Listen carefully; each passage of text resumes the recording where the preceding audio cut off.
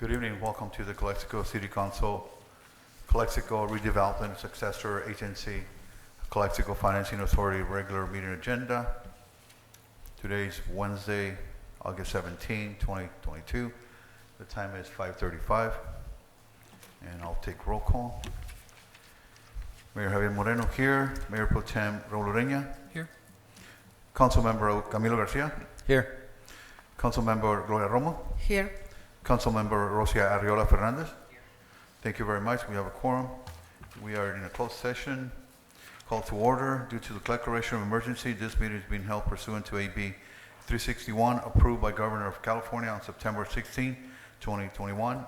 And some or all the city council members may participate in this meeting by teleconference. Pursuant to Imperial County Public Health Department guidelines, city council meetings are now open public attendance at 100% capacity of council chambers. Public participation will continue to be available in the following ways.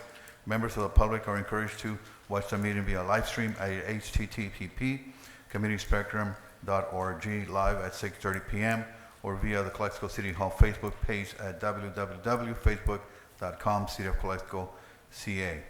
Members of the public will be able to make public comments in the following ways. In-person comments, submit public comments via email by 2 p.m. on Wednesday, August 17, 2022, to our city clerk at an email address of ggarcia@calexicoca.gov or via fax to number 760-768-2103. You may also make public comments via Zoom from a PC, Mac, iPad, iPhone, or Android device. The telephone number to dial is U.S. number is 1-669-900-6833. The webinar ID number is 821-2222-8669, and the passcode is 507103. The next item is public comments, not to exceed 3 minutes. This is the time for the public to address City Council on closed sessions items only. The mayor will recognize you, and when you come to the microphone, please state your name and address, place of residence for the record. While members of the public are encouraged to participate, it is no longer unlawful to disturb or delay City Council meetings with personal slanderous remarks. The City Council is prohibited by state law from taking action or discussing items not included on the printed agenda. Please direct your questions or comments to the City Council. Do we have any public comments? No? Do we have? Regular meeting. Is that for a regular meeting? Es para la junta regular. Ahorita estamos en sesión, pero sí se lo puede dar a la secretaria, por favor.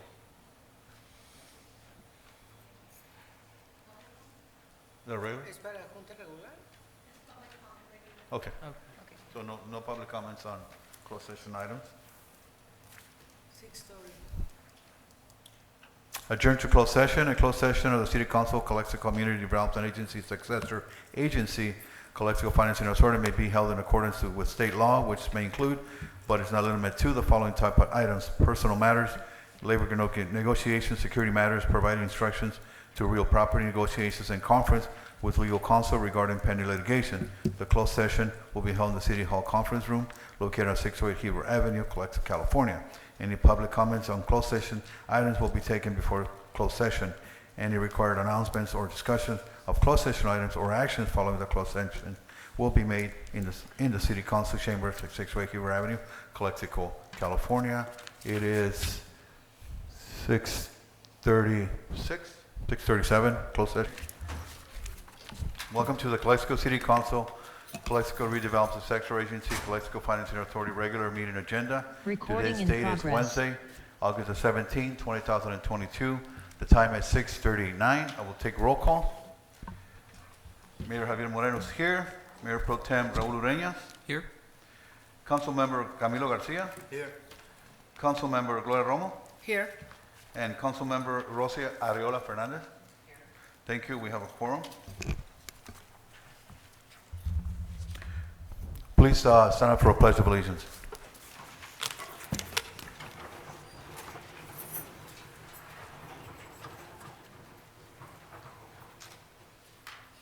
Ready? Begin.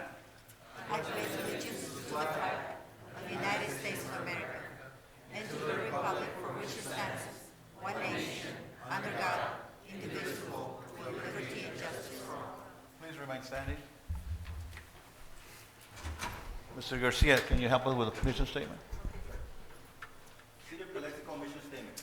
Together, we pledge to provide effective and efficient services in an encouraging and respectful manner to improve the quality of life for all in a unique border community. Viva Calexico. Thank you, Mr. Garcia. We have an invocation by Ms. Gloria Romo. Thank you.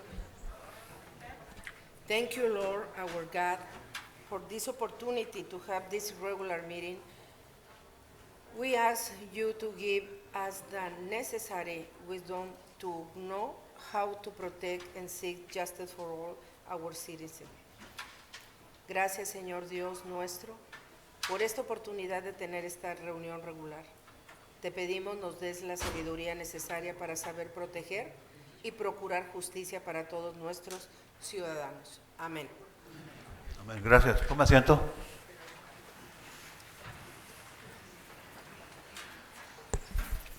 Closed session announcement. Thank you, Mayor. City Councilman, in closed session, items 1 through 4 is listed on this evening's agenda. We did receive direction on these items, but no reportable actions were taken in closed session. Thank you. Thank you, Mr. Campos. The approval agenda, I'd like to add one emergency item. Good evening. Can you hear me? We are requesting to pull item number 11 out of the action agenda. Okay. And we also have an urgency item to include in the agenda, an urgent item. Do you want me to describe it? Okay. So on Monday, August the 15th, 2022, our office received notification that there were issues with the plumbing system at Fire Station Number 2, located on the west side of the city.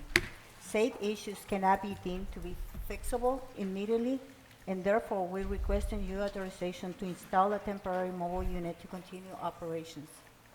Okay, so for the record, you want item number 12? 11, Number 11. to be removed and to add this additional. Okay, so urgency. we'll add your item at number 20. Yes, sir. Thank you. Okay.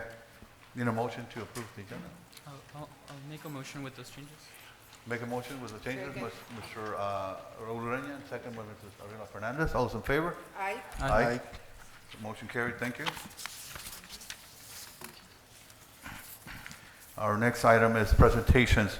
We have presentation by Mr. Robert Amparano with invitation to participate in the Imperial Valley 9/11 Memorial Stair Climb. Yes, go ahead.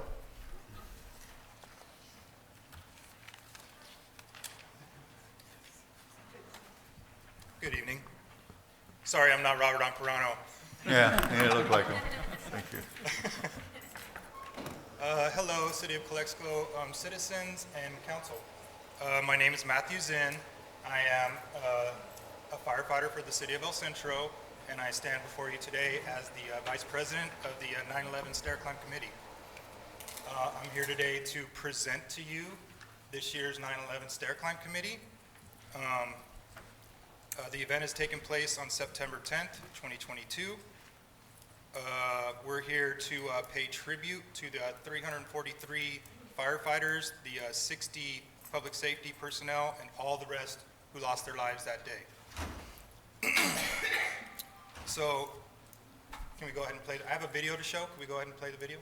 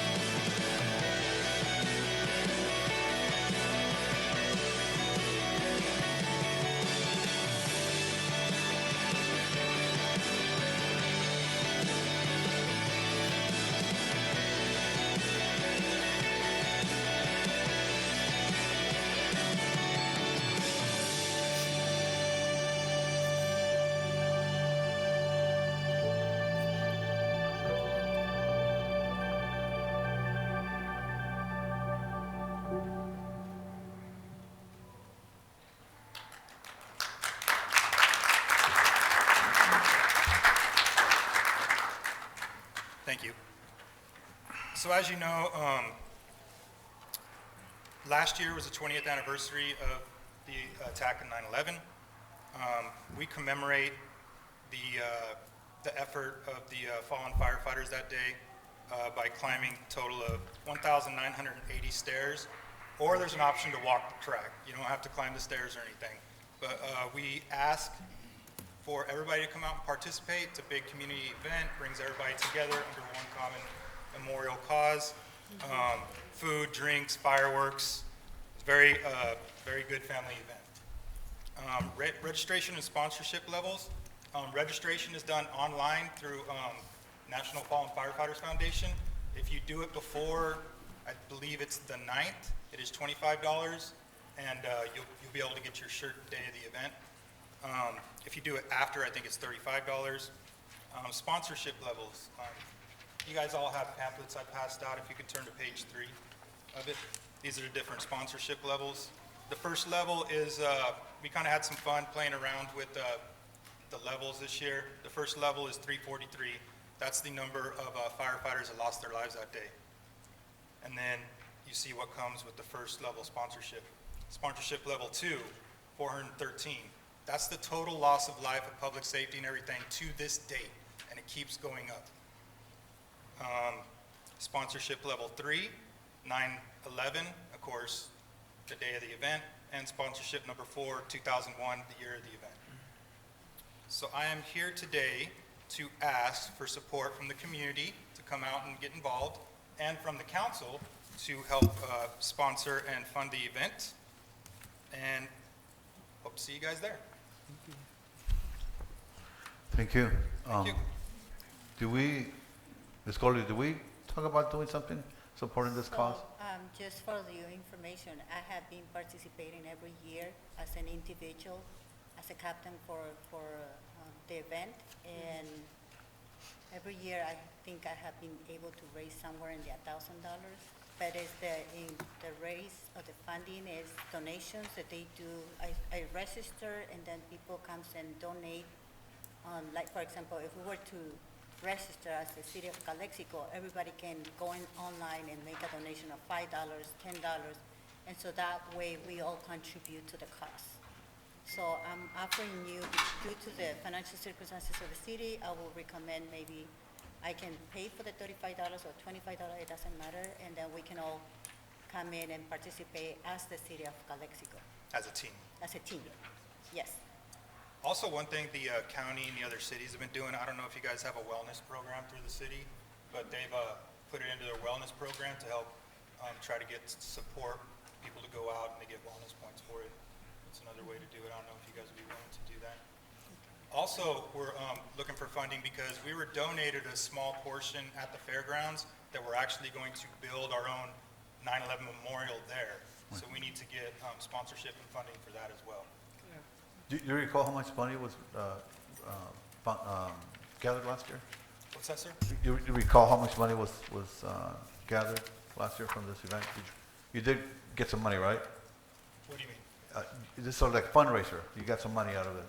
Yeah, yeah. So what my point is, so if you like, for example, you have 5,000, do you always try to match that or maybe potentially go for it? Right, yeah. Like for instance, at county, one of the council, they all did 2001 out of their Yeah. account, Yeah. contribution funds or whatever, right? Yes. So. Yeah, the city of I'm El always Centro 100%, came in. I'm always supporting the fundraising, especially at 9/11, but for me, would be if you raise 5,000, let's try to match that maybe, sort of pass that every year, as opposed to just being the same amount every time, right? Right, yeah. So we can all contribute to that, I Yeah. think. It's a normal thing to do. Thank you. Thank you. Well, thank you, yes. Thank you.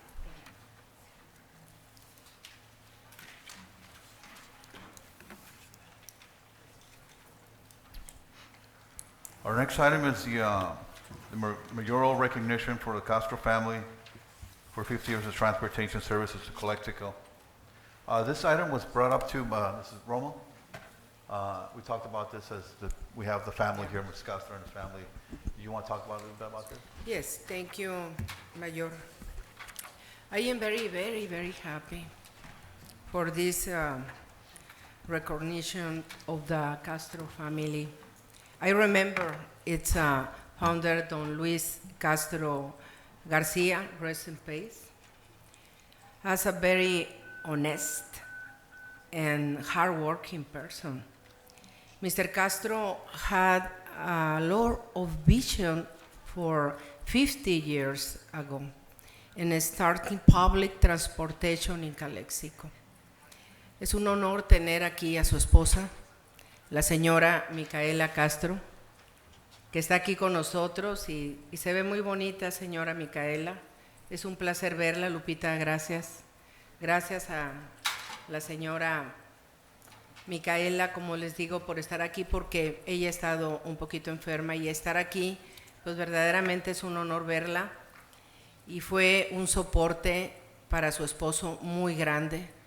Conocí a don Luis, ella lo sabe, con el cual tuve muchas conversaciones, fue una persona que me guió bastante y sobre todo esa gran visión que tuvo por traer el transporte público aquí en Calexico, que lo siguió precisamente su hijo, el señor Luis Castro también. Veo que está aquí la familia y es un honor que se encuentre aquí la señora Micaela. Muchas gracias, Mayor. Le cedo a usted la palabra y el señor Luis Castro, hijo, tendrá algunas palabras también para Sí, decir. gracias, Romo. Para mí en particular, yo conozco a la familia muy bien. Luis, yo te conozco muchos años, conocí mucho a tu papá cuando era policía en Calexico y gracias a ustedes por los 50 años que ese reconocimiento que les voy a dar, les vamos a dar el que ha vivido, yo en particular como alcalde, por su servicio de transportación en Calexico y en la región, se puede decir, por muchos años. Ustedes ayudaron mucho a la transportación a las familias. Me acuerdo ahí en la calle primero donde nos llevaban a Las Palmas, las Tomás, por todo Calexico. No había ningún día ustedes nos dejaban de transportar. Inclusive también ayudaron mucho en los programas de Heffernan Memorial cuando transportaron los senior citizens, que ustedes ayudaron en eso y gracias por eso. Entonces, para mí es un orgullo estar aquí ahorita como alcalde para reconocer a su familia por todos los esfuerzos, el esfuerzo que su familia y que siguen dando en este momento. Se lo voy a leer. Ahorita lo voy a dar un tiempo si algunos de los regidores aquí quieren decir algunas palabras.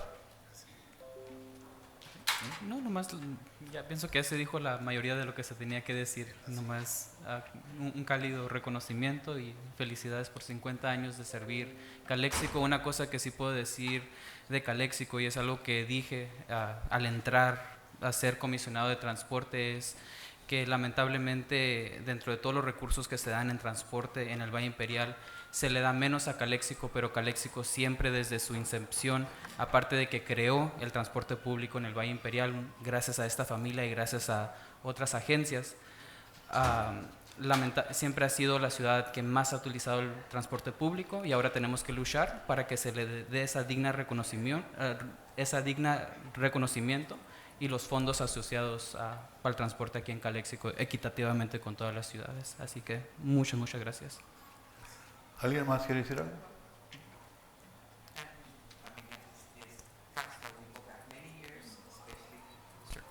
Castro, your son, I think, and I just want to thank you for all the service you have provided to our community. And again, it's been many years, and as you know, I have worked with you many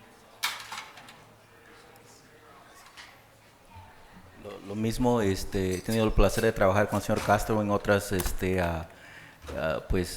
actividades en la comunidad. Gracias, señor, gracias por el servicio que provee a la ciudad. 50 años se dice muy fácil, pero creo que si le preguntara de lo que es las experiencias de ustedes, las vivencias, las historias a través de los 50 años, entonces muchas gracias por ser una institución y parte de la historia de Calexico. Gracias. Luis, ¿quieres decir una palabra? Sí, por favor.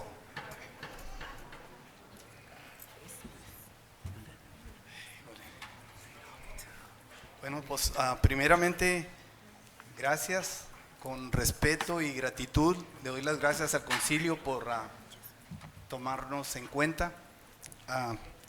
Son muchos años, fueron muchos años, y pues quiero darle una vez más este reconocimiento que ustedes le van a otorgar a mi familia por el transporte público, en memoria de mi papá Luis Castro y su hermano Ignacio Castro. que ellos fueron los fundadores aquí de Calexico en el año 1972, ¿verdad? Ya son muchos años. Y a la misma vez a mi madre que está aquí, que gracias a Dios todavía la tengo. Para mí es algo que me llena de gusto, la verdad. Me llena de gusto porque pues a veces reconocemos personas que ya se fueron y afortunadamente pues aquí está mi madre. Una vez gracias, ¿verdad? Y pues como les dije, empezó mi padre y mi tío en 1972, disculpen. Fueron los fundadores, pero el servicio de transporte, lamentablemente, por lo que es el COVID en el 2020, se tuvo que parar de dar ese servicio público a la gente. Y pues hasta ahorita hemos buscado fondos para volver a operar el servicio, pero desafortunadamente no ha habido la suerte. Pero yo sé que con el apoyo de la ciudad de Calexico, el apoyo del condado por parte de Imperial County Transportation Commission, que es una agencia de transporte para todo el valle, con lo que le llaman el FTA, el Federal Transit Administration, con esas personas, son las personas claves en transporte aquí en todo California. Yo sé que podemos volver a operar, podemos volver a darles el servicio a la comunidad, que la verdad para mí me lleno de orgullo hablar que dimos el transporte por tanto tiempo. Nomás no los quiero enfadar, pero nomás para recordarles, porque hay mucha gente, estamos hablando de 50 años, no quiero decir mi edad, pero se me nota, ¿verdad? Pero lo que tengo en mi corazón, sinceramente, les digo, como fueron tantos años, empezamos cuando se inició el fraccionamiento de los Kennedy. Y en aquel entonces, y ahora todavía, conocí muchas personas de tercera edad, porque la mayoría de las personas de tercera edad son las que necesitan el transporte. Los jóvenes pues caminan, agarran raite o les gusta caminar. Y sinceramente tengo muy bonitos recuerdos de transporte, porque las personas de tercera edad que conocí en aquel entonces, unos están aquí, otros no están aquí. Pero lo que me llena de más gusto es que sus hijos, sus nietos, ellos trabajaron duro. La mayoría de la gente trabajaba en el campo, pero sus hijos y sus nietos los miro y son profesionistas. Hoy en día los miro y la verdad me da un gusto, ¿no? Eso es algo que yo guardo aquí en mi corazón, porque fueron muchos años de trabajo. Fueron muchos años de trabajo y eso nomás quería decir lo que sí lo siento. Y todavía miro gente, los nietos y los hijos, y me llena de orgullo, porque pues uno tiene aquí 50 años y yo digo que para mí Calexico yo soy parte de Calexico y mi familia es parte de Calexico. Entonces para mí, una vez más, con gratitud y respeto al concilio por este reconocimiento, le doy las gracias. Y una vez más, gracias si hay alguien aquí del público que lo atendimos, pues también con respeto y gratitud me tocó atenderlos, sobre todo a sus papás, sus abuelos y uno que otro joven, ¿verdad? Pero ya son profesionistas y me llena de orgullo eso quería decir. Y gracias.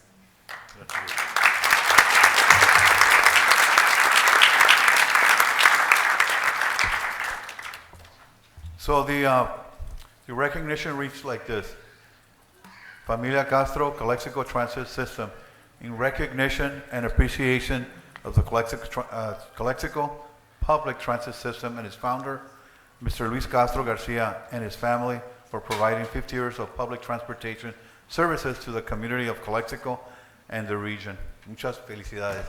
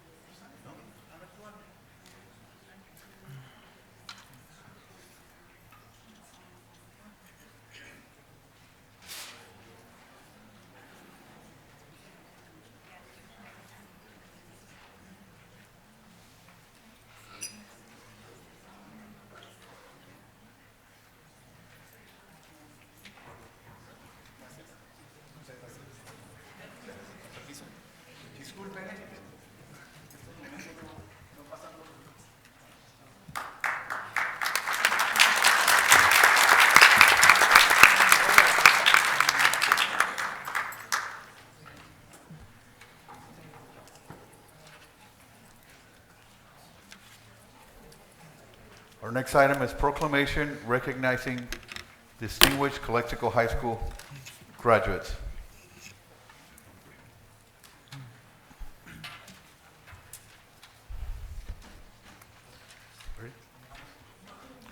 Whereas the city of Calexico acknowledges its presence on unceded Kumeyaay and Kukapa territory, and whereas the Calexico Unified School District serves as a unique border community of students who carry the passion of the sun that blazes over the region and the flower of a sister city del otro lado. And whereas the immigration statutes, residences, and identities of students in the city and region display the same fluidity that characterize the highly mobile, dynamic border region. And whereas California students are blessed to have residency rights to the largest and best public university and community college systems in the world, independent of their immigration statuses.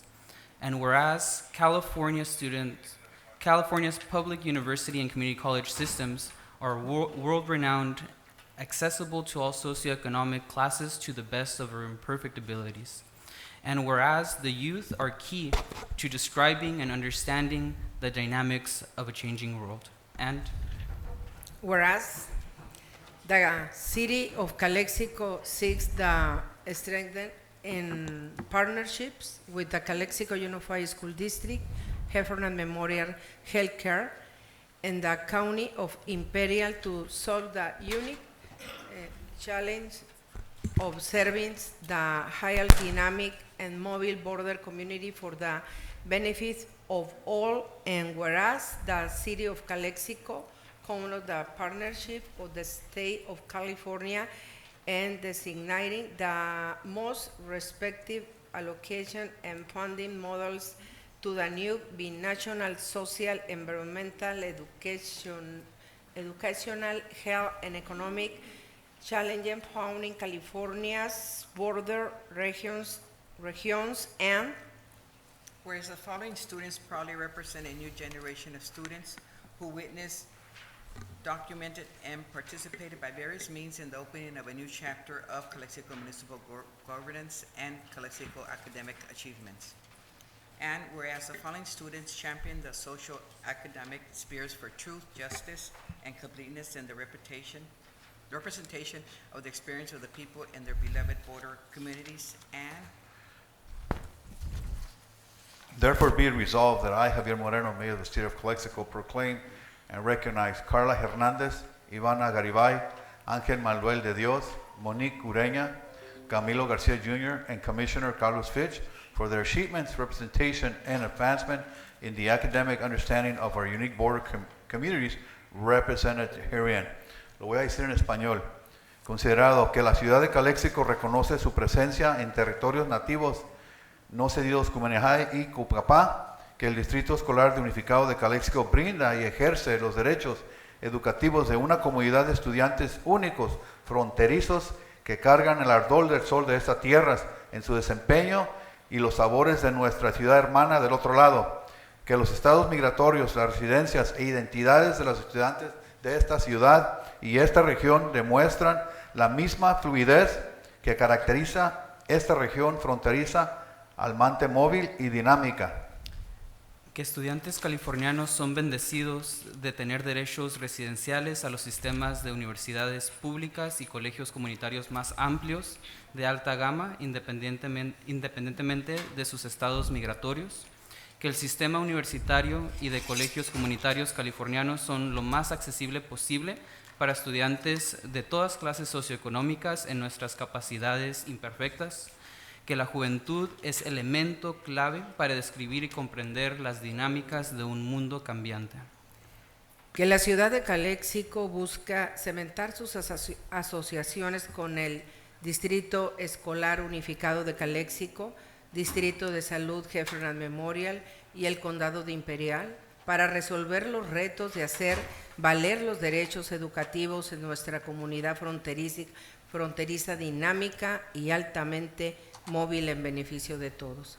Que la ciudad de Calexico cuenta con el apoyo del Gobierno Estatal de California en diseñar las asignaciones presupuestales y modelos financieros más responsivos a los retos sociales, ambientales, educativos, económicos y de salud únicos en las regiones fronterizas de California.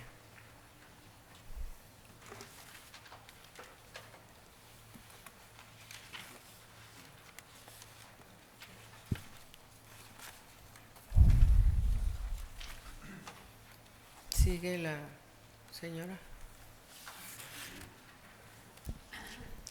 Que los siguientes estudiantes presentan una nueva generación de estudiantes que observaron, documentaron y participaron por métodos diversos en la apertura de una nueva era de gobierno municipal en Calexico y una nueva era de logros académicos calesianos. Que los siguientes estudiantes son guerreros en los círculos socioacadémicos por la verdad, justicia y completa representación de las diversas experiencias de las gentes en nuestras queridas comunidades fronterizas. Se resuelve yo, Javier Moreno, alcalde del municipio de Calexico, formalmente proclama y reconoce a Carla Hernández, Ivana Garibay, Ángel Manuel de Dios, Mónica Ureña, Camilo García Jr. y el comisionado Carlos Fitch por sus logros, representación y avances, el entendimiento académico de nuestras comunidades únicas fronterizas representadas aquí. In witness whereof, I hereinto affix my signature and official seal of the City of Calexico on this 17th day of August, 2002.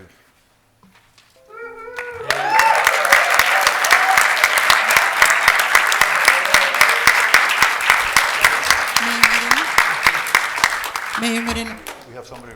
¿Los estudiantes están presentes? Carla, Ángel, Monique, los mencionados? Mayor, we have a public speaker on Zoom. There is a public speaker.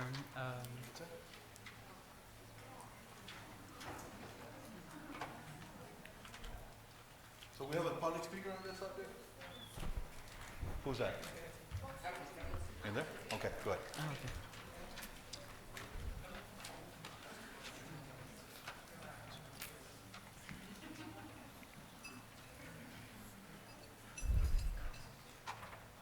Hello, could you hear me?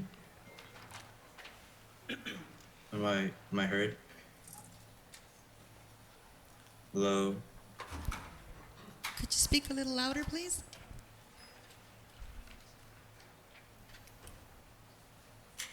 hello, We can hear you, sir, if you could just speak a little louder.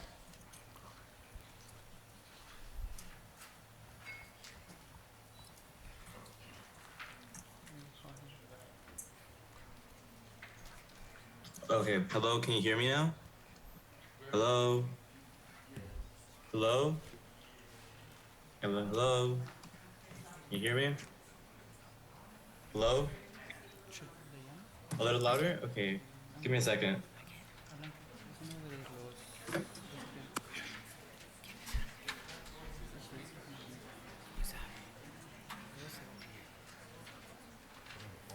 I'll try to get him on my phone. Bueno? Raúl. No se escucha, so I'm just gonna have you talk through here. Oh, okay. Dame un Okay. momento, let me put the speaker. Go ahead. Can we make the public comments? Yes. Okay. First and foremost, I just really wanted to thank the. Let me get out of the Zoom meeting over there. Okay, sorry.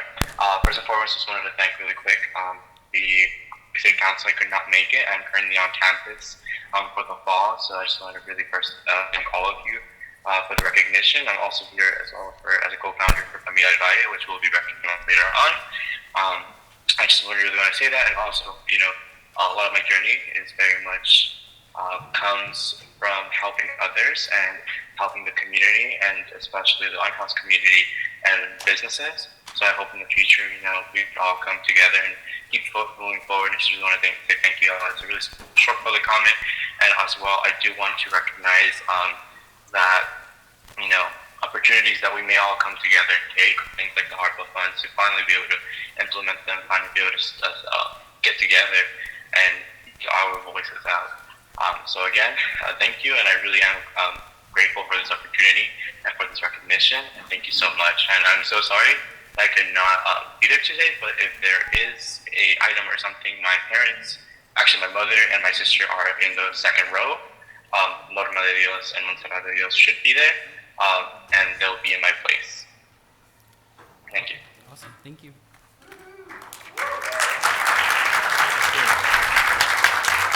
Okay, so we did have some students. They're going to receive There's that. some students and the parents. ¿Los padres de Ángel de Dios están presentes? Adelante, adelante, para la foto.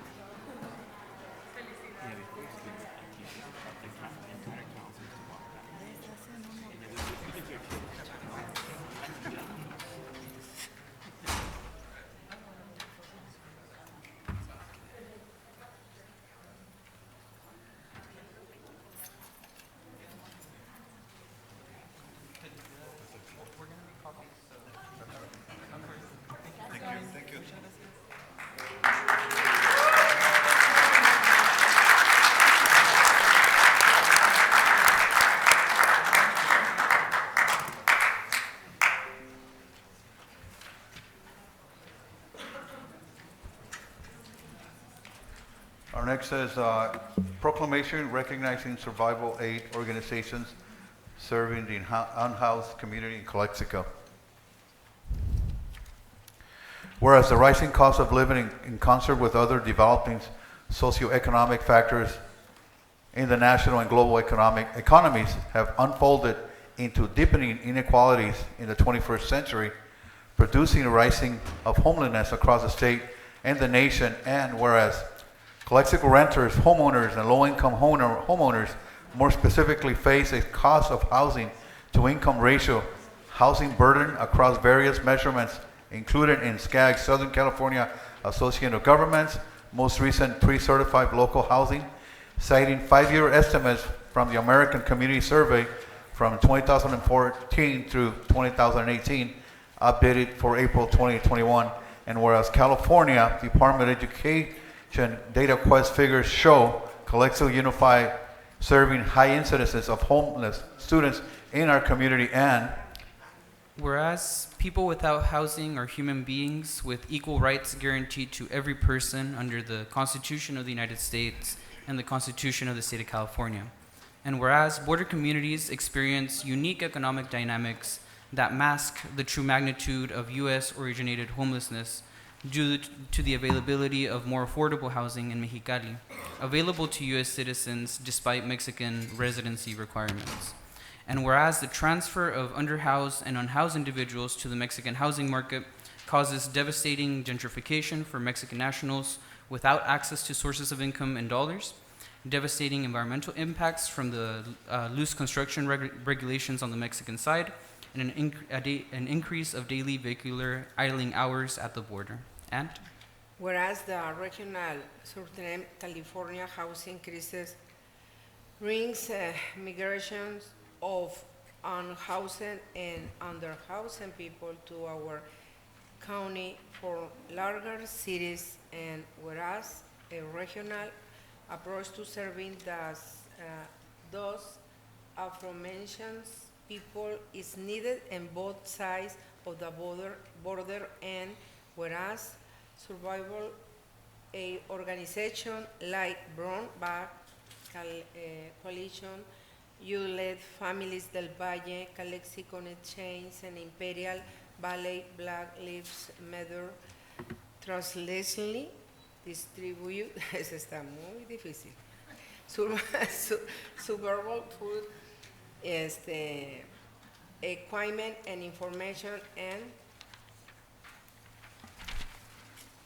Whereas the aforementioned survival aid organizations served as a bridge to resources where local bureaucracies have failed to reach the intended recipients of their programs, and whereas the aforementioned survival aid groups operated with the full support of the Calexico community, evident in the value of donations they garner, and whereas Familias del Valle, under its Valle Vota branch, work to publicly enfranchise the entire community of which homeless individuals are an equal part of, and Therefore, be it resolved, I, Javier Moreno, Mayor of the City of Calexico, recognize the following survival aid organizations for their life-saving work, serving and elevating the voices of unhoused and underhoused communities in Calexico and county-wide. Familias del Valle, Brown Bag Coalition, Calexico Needs Change, and Imperial County Black Lives Matter. In witness whereof, I hereunto affix my signature and official seal of the City of Calexico on this 17th day of August, 2022.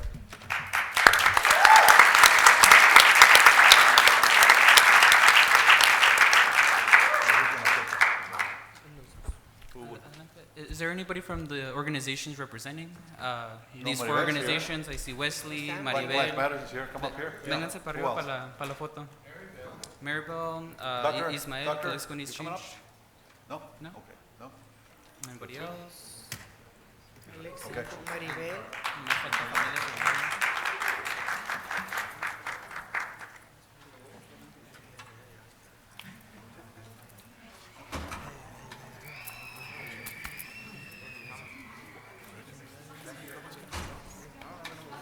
No?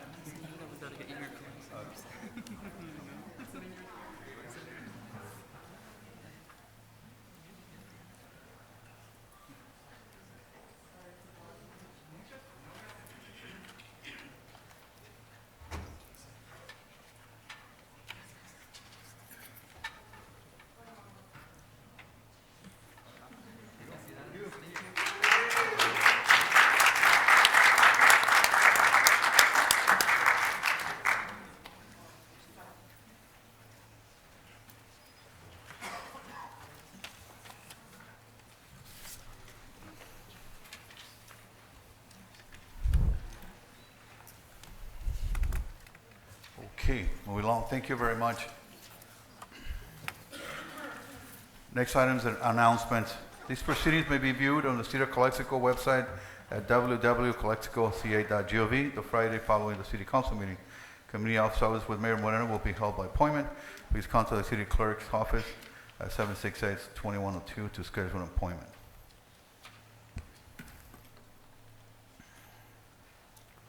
Next item is public comments and public appearances. Not to exceed 3 minutes. This is the time for the public to address the city council on any item not appearing on the agenda that is within the subject matter jurisdiction of the city council.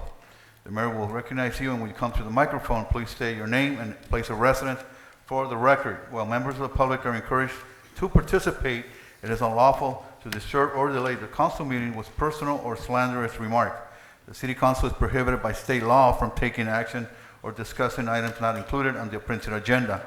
If the item you wish to comment on is on the public portion of the agenda, we will take your comments when we get to the item on the agenda. Please direct your questions and comments to the city council. As you're aware, I have plenty for tonight, and so I am going to please be respectful of 3 minutes rule, so I will tell you when you're done with 3 minutes. I appreciate that. The first person up here is Mr. Antonio Garcia.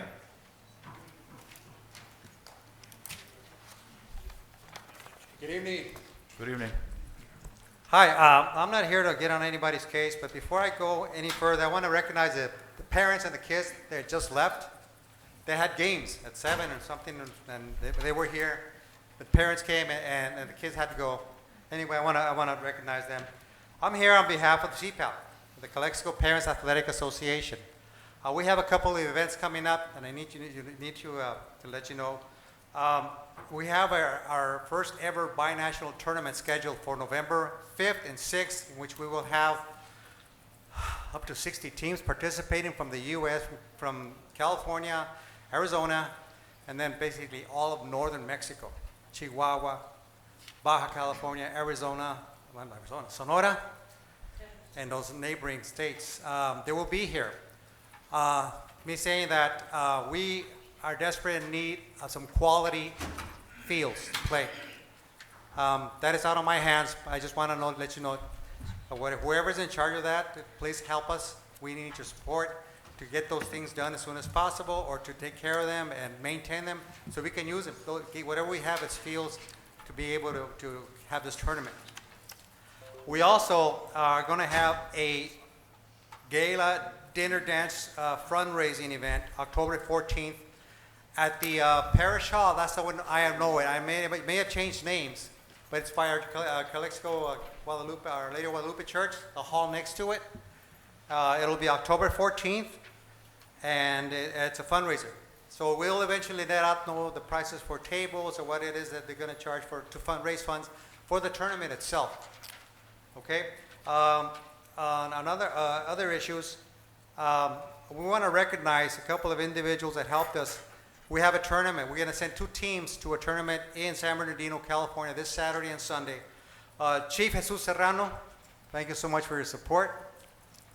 We also had help from attorney Mario Vela. I don't think he's here. Thanks to him. There you are, sir. Thank you. Thank you so much for your help, for the support on this teams, and hopefully we'll bring back some medals. Thank you so much. We also want to let you know that we're counting not only on their support, but the IID and the county supervisor are also helping us out tremendously. Where's the gentleman from the fire department? The guy that gave about the program coming up on 9/11. He left? Okay. I want to volunteer my services, whatever I can do to help out the cause. That's such a noble cause. I never forgot. I remember working at the port of entry when that happened. It basically turned the world upside down. Everybody was like, what happened? We don't know.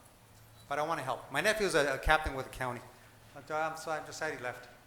Let me see. Do I have anything else to say? 10 seconds. 10 seconds? I was going to tell you a Forrest Gump joke, but that'll have to wait. Thank you so much for your attention. Good luck. And I forgot to address your honorable mayor, Mayor Pro Tem, and the city manager. You're still here. You're doing good. Thank you so much. Thank you, Tony.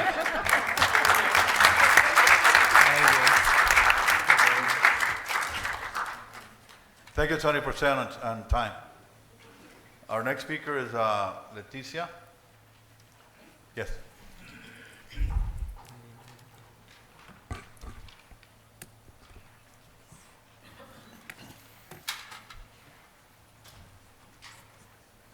Hello, Leticia Aldana Cota, Calexico resident. It's been a while since I've been here. And I like to say that I was a counselor, 9th grade counselor for the majority of the students that were recognized. I truly appreciate. I'm a little embarrassed for two individuals that didn't care to read the Spanish version. Why? Because the parents needed it. So that's low. Me da vergüenza por otros. The other thing is that I'd like to congratulate our new city manager. Hoo-hoo, woman. Yeah. Things will get done. No offense to men. Anyway, the other concern that I have, maybe the two that are looking at me right now, staring at me because they're not liking my comment, they may want to tackle this one, which is the water fees. And the fact that when the water fees were increased, people were told, I know it had nothing to do with any of you or the city manager, it was past administration, but people were told that their water bills or rates were gonna go down. I get calls every now and then from senior citizens that that is not the case. And the quality of the water, they can't drink it. It tastes awful. Has any of you tried it? Try it. So maybe that's something you guys may want to tackle. The other one is that this bickering back and forth needs to stop. You guys were elected here not to carry personal vendettas. You guys were elected to represent the city of Calexico. You guys were elected to work collaboratively to represent and do what's best for Calexico, foremost for Calexico and Calexico residents. This needs to stop, and Calexico needs to be your priority. Thank you. Thank you.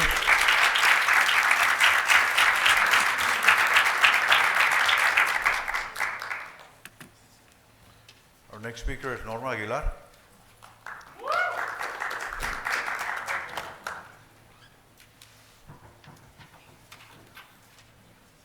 I'm sorry.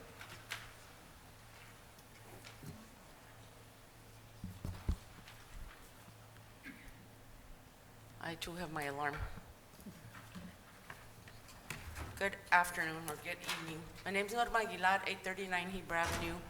I'm also the chairperson for Measure H, and that's the reason I'm here today. About a month or so, there was a meeting of Measure H. I was unable to attend, and the Director of Recreation came and presented and requested funding for $50,000. I'll give you a backstory in terms of that. The Measure H projected funds exceeded by 100,000. Ms. Gerardo came and requested for 50,000. In their infinite wisdom, the balance of the committee voted unanimously to allocate the full amount. So I've been made aware of the fact that, and that was voted on by the Measure H, sent to council. Council approved unanimously. Now it's being walked back. Even though plans have been made, senior citizens would be anticipating certain programs, and now it's coming back to the same thing that I was told that it was not going to happen again, that we weren't going to encumber those funds. I understand that there might be some financial situations, but it comes back to the same thing, ladies and gentlemen. Council continues to use Measure H as a slush fund. And I suspect that that was the intent of whoever put that measure together. Because the way it was pitched, initially, it was allocated funds, dedicated funds. When it was placed and it failed, it had to pass by 70% plus. It didn't pass. Then they put it, repackaged it together, but sold it to the community. They sold you a bum ride because while on the surface it looks like it's allocated for safety, for recreation, and other items, it's not. It's become part of the general fund, and we can make the recommendation and say, yes, this is what we wanted to do. We would have people coming from, like Tony, organizations of Tony, needing for recreation and things like that. Now it's being used for infrastructure, for repairing roofs, lights, not services to senior citizens, not services to children, not anything what it was intended. And my time's up. I agree with you, Norma. Thank you. Thank you.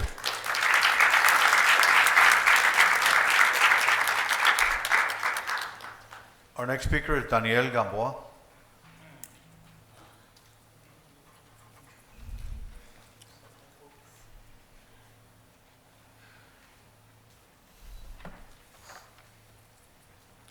Good afternoon, everyone.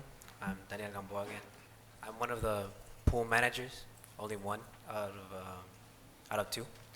And I would like to share today that the pool is open for everyone who wants to come by, and that we want to open it for next summer pool program also. And with that, I would like to announce that I checked the City of Calexico website, and that I saw that there's no money in the budget left for next year's pool program, and we want to do something about it. We want to open it for next year for everyone as a community, and not just as like more employment. Like, I want everyone to have fun at the pool.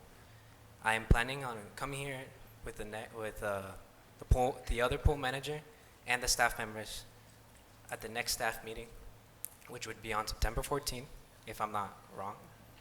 And when we have more information to show you how we can help and how we can help, making and opening the next school year, next summer pool program, and just to show you when we have more information, and not just us as employees, but community have been asking around that if we're gonna have people, are we gonna be open during like after summer? Are we gonna be open next year? Are we gonna be open during December?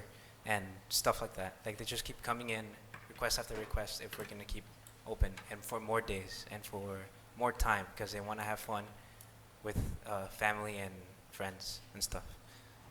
And that's it. Thank you. Thank you.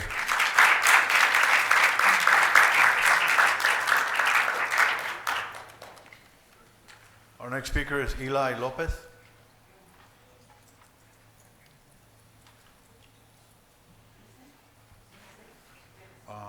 ¿Sí? Eli Lopez Guevara. Oh, yeah. Yeah. ¿Qué tal? Buenas tardes a todos. Buenas tardes. Mi nombre es Nassim López, yo soy el director deportivo del Centro de Formación en Baja California. Muchísimas gracias primeramente por la invitación a la ciudad de Calexico. Muchas gracias a la señora Carmen Estrada por hacer la invitación. Más que nada esto es de carácter informativo, es en este caso para cuadrar las fechas que en el mes de noviembre se va a llevar a cabo el evento binacional deportivo aquí en la ciudad de Calexico, donde vamos a contar con la presencia de las selecciones de Baja California, en el cual tenemos la fortuna en este momento Baja California ser el número 1 a nivel nacional en México, exportador de jugadoras a selección nacional.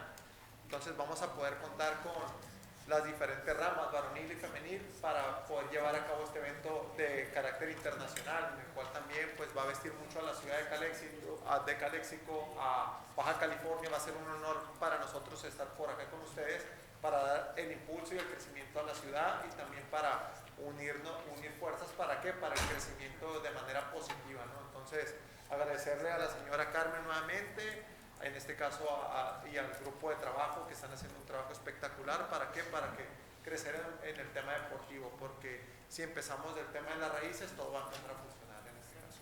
Muchas gracias por la invitación, y pues que todo esto sea un éxito. Gracias a todos, y todos son bienvenidos para el evento. Muchas gracias.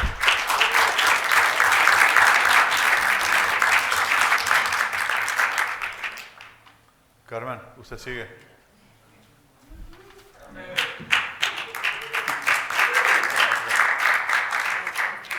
Buenas tardes. Buenas tardes. O buenas noches.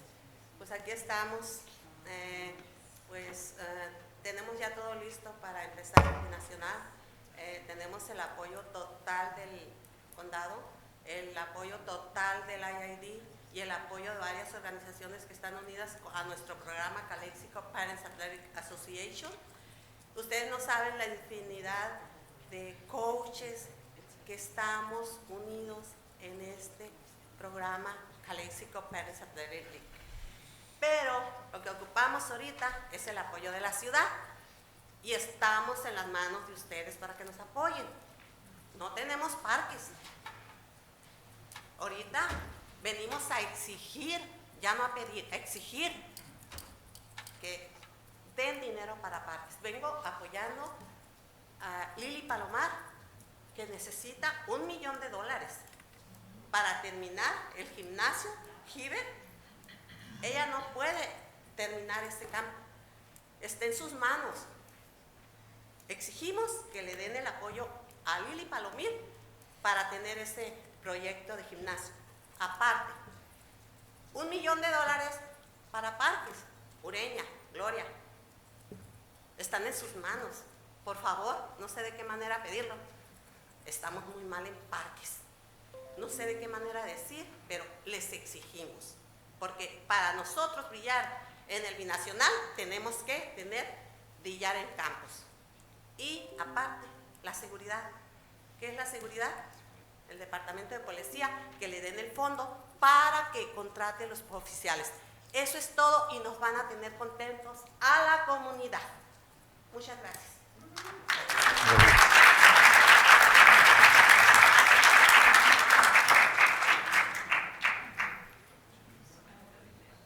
Our next speaker is Norma Valenzuela.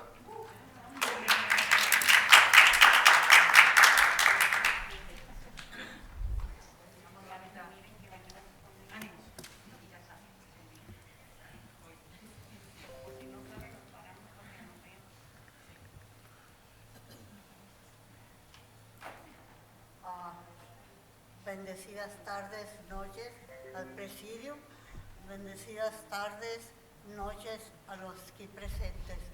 Yo soy Norma Valenzuela, vengo representando a la comunidad de seniors del Community Center de aquí de Calexico, California. Actualmente nos estamos poniendo en una situación muy difícil. Como dice la señora, exigimos que nos ayuden, que nos apoyen nuevamente, así como nosotros en nuestros tiempos trabajamos y le dimos al gobierno, tanto estatal como federal, pues que nos apoyen, que nos ayuden. Yo tengo asistiendo al Community Center 10 años y nunca había visto esta situación tan difícil por la que está pasando. Corremos el riesgo de que nos cierren el Community Center, que nos quiten las ayudas que nosotros tenemos porque no hay fondos. El Community Center está decayendo tremendamente. El parque no tiene luz. En el interior de las oficinas, algunas veces que yo he ido, pues parece que tampoco tenemos luz.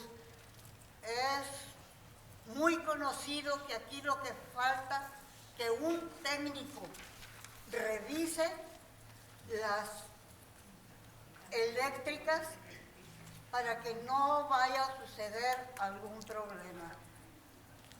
No tenemos maestros, todo se vino abajo en todas las ayudas que íbamos a tener para el próximo semestre en septiembre. Pues estamos esperando qué va a pasar con nosotros los seniors. Tal parece que no nos han escuchado en ningún momento. Necesitamos que nos ayuden porque los seniors, vuelvo y repito, ya dimos lo que teníamos que dar. Ya trabajamos demasiado. Y lo que estamos haciendo es para nuestra propia salud, como son los servicios que nos da el Community Center. Tanto en mental, espiritual, física y mentalmente, nos retroalimentamos unas a otras, pero estamos viendo que ahorita en la actualidad comprendemos que la difícil situación por la que estamos pasando a todos nos ha afectado. Pero, si ustedes me permiten, voy a hacer una pequeña reflexión para que se les refresque un poquito la mente y salgan de sus problemas que tienen.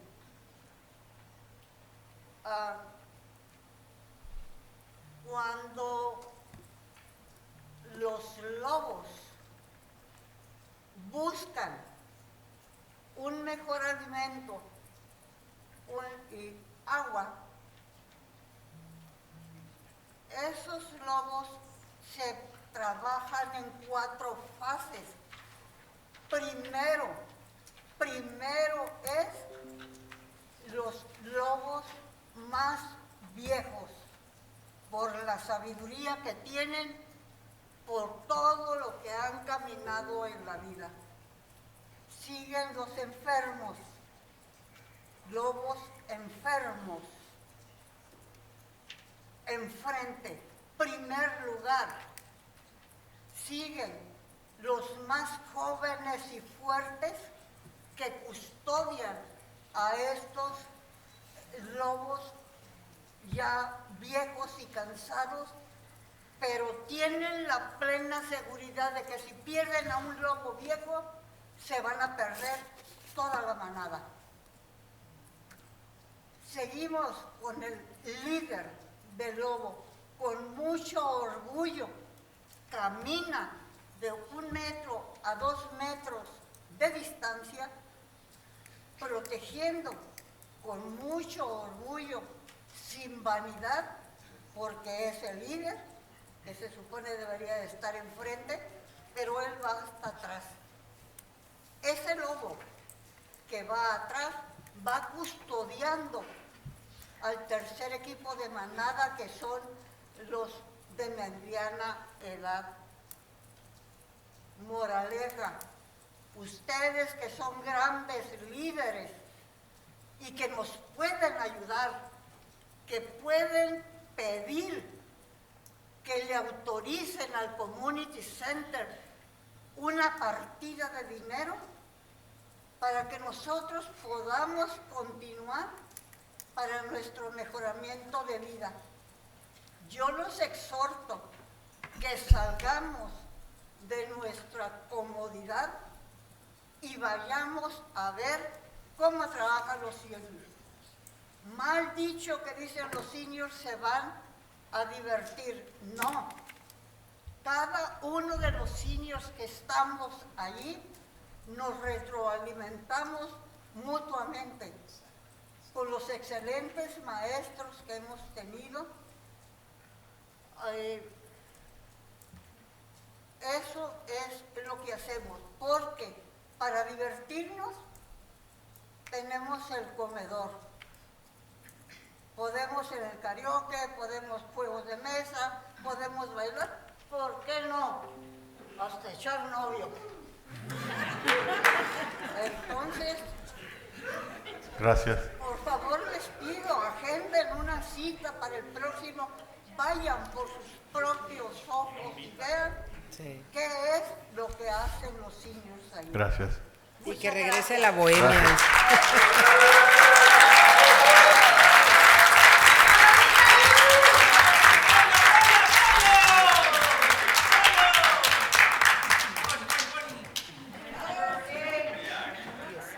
Our next speaker is Ben Horton.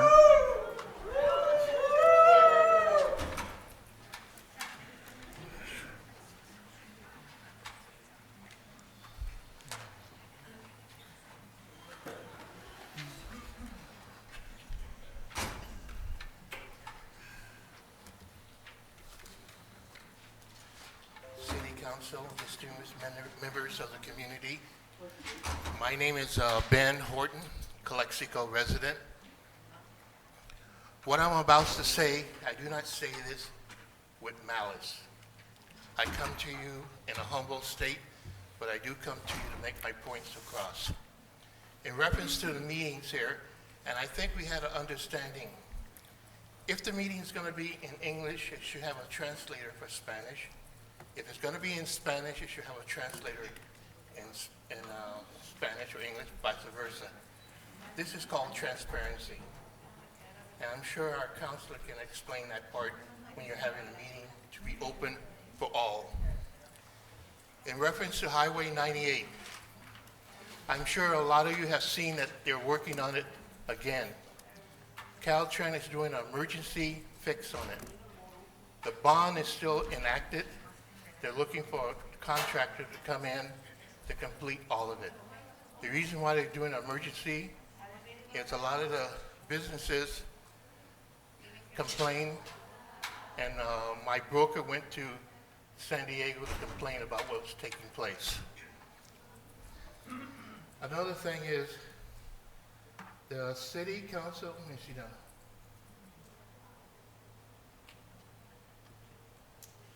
In reference to the city hall, this is the people's house. As you look around, you see cracks. You see repairs that have been left here for years. I remember when one of these lamps busted, they took the one from the inside and bought a new one. It's never has been replaced in a rotunda. You should have that here. It'd be easy to have somebody to put it up. These are cosmetics.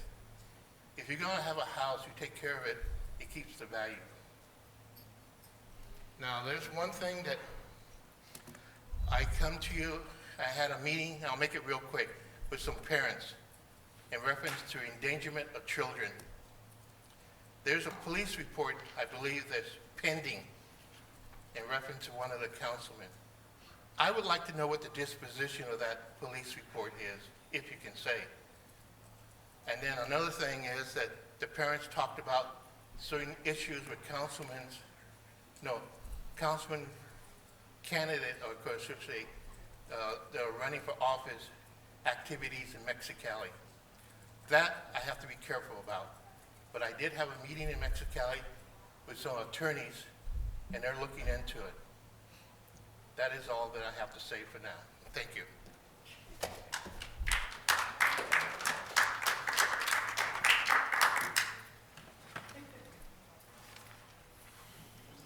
Our next speaker is Hector Ochoa.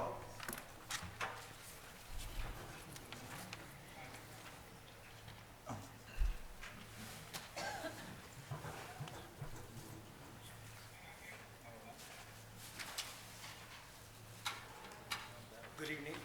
Good evening. My name is Hector Ochoa. I'm Calexico resident on Bielba. I'm going to read something that I wrote a couple of months ago, and this is our second request. I'm a resident of Calexico. Both myself and Mr. Lupe Salcedo have been neighbors for the last 22 years on Bielba Court at the Victoria Villa subdivision. Mr. Salcedo has adopted the retention basin by our residents on Bielba Court and Zapata Street. I believe it's called East Zapata Retention Basin. He's been working in the basin for some time now by cleaning up weeds and brush and overgrown vegetation. We do this on our own time, almost daily, in the early morning hours, before he leaves to his place of work at Andrea's Furniture. At times, Mr. Salcedo also works the weekends. I joined Mr. Salcedo in the efforts once I retired from my ID as superintendent. We are trying to maintain the cleaner neighborhood for ourselves, our families, and for our fellow Calexico residents.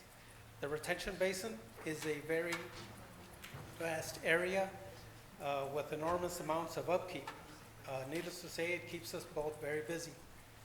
Recently, we planted a large amount of palm trees and other brush at our own expense to further enhance the area. We planted about 75 palm trees and brush. We come to you with just a few requests for that said retention basin. One, repair the broken sprinklers in the basin so that most of the trees and palms can be watered with ease. Currently, we water the basin manually with a water hose. We would like to see the sprinkler timer turned on to assure proper watering method. Number 2, finish cleaning the basin properly. Recently, a crew came over and trimmed some of the trees and performed some of the cleanup, but the job wasn't completed. We asked for them to come back so that they can do the other side. And number 3, we would like to request that that work schedule for maintenance to be done on an ongoing basis in order to keep the basin in proper working order. This is our second request, like I said. We came over in June 15th was the meeting, and now it's been 62 days. We were told that we were going to get some help, but like I said, it's been 62 days, so we're still waiting. Thank you. Thank you.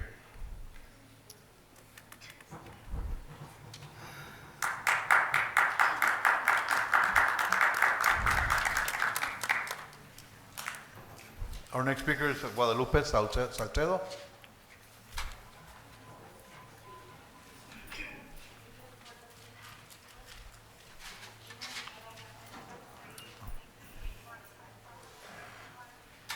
Buenas tardes a los miembros del Concilio de Calexico y buenas tardes a todos los que nos acompañan el día de hoy, esta tarde. Mi nombre es Guadalupe Salcedo y mi domicilio es 2100 Vielma, Calexico, California. Muy bien, ustedes como yo queremos y amamos Calexico. Yo lo amo y lo quiero porque soy de aquí desde hace 25 años. Y esta es la ciudad donde han nacido mis hijos y mis nietos y donde está mi trabajo. Quiero ver a Calexico como una gran ciudad bella como se lo merece. Quiero ver sus entradas principales bellas y forestadas, que sea nuestra carta de presentación y nuestra imagen de bienvenida. Quiero ver sus áreas verdes en las calles bien forestadas y cuidadas. Quiero ver sus parques y áreas verdes bellas. Mi aportación la empecé hace años adoptando esta área y cada día mi amigo Héctor y vecino de muchos años estamos trabajando cada mañana a 7 de la mañana limpiando, regando con manguera y estamos pues haciendo esto con mucho cariño y gratis lo hacemos, pero con mucho gusto lo hacemos. ¿Sí? Muy bien, pues yo quiero invitarlos aquí principalmente al señor Javier Moreno, mayor de la ciudad de Calexico, y a los consejeros, al señor Raúl Ureña, Camilo García, Gloria Romo, Rosy Arriola, y la bienvenida a la señora Esperanza o señorita Esperanza, nueva City Manager. Ok, yo les invito a que nos ayuden con este plan que yo ya tengo años haciendo. Es un trabajo de día a día, con mucho gusto, pero ocupamos de todos ustedes, ¿sí? Yo los invito a que nos visiten en el lugar, si puede todo el equipo, para que conozcan en qué condiciones está y cómo lo podemos convertir, empezando por todo lo que dije al principio, empezando por ese lugar y después de ahí ir creciendo a otros lugares. Yo les invito a que nos visiten a las 7 de la mañana, si pueden mañana, el viernes, el día que ustedes gusten. Yo tengo mi teléfono ahí para que ustedes nos llamen. Y también quiero que nos agenden una cita aquí en sus oficinas. Nosotros ya estamos trabajando, ahora queremos que nos ayuden ustedes a trabajar. Muy bien, entonces pues queda esa invitación abierta. ¿Y qué queremos? Cosas sencillas. Queremos que limpien el área porque es una parte de la ciudad de Calexico. Tiene que estar limpia, porque nuestra ciudad tiene que estar limpia, es nuestra casa.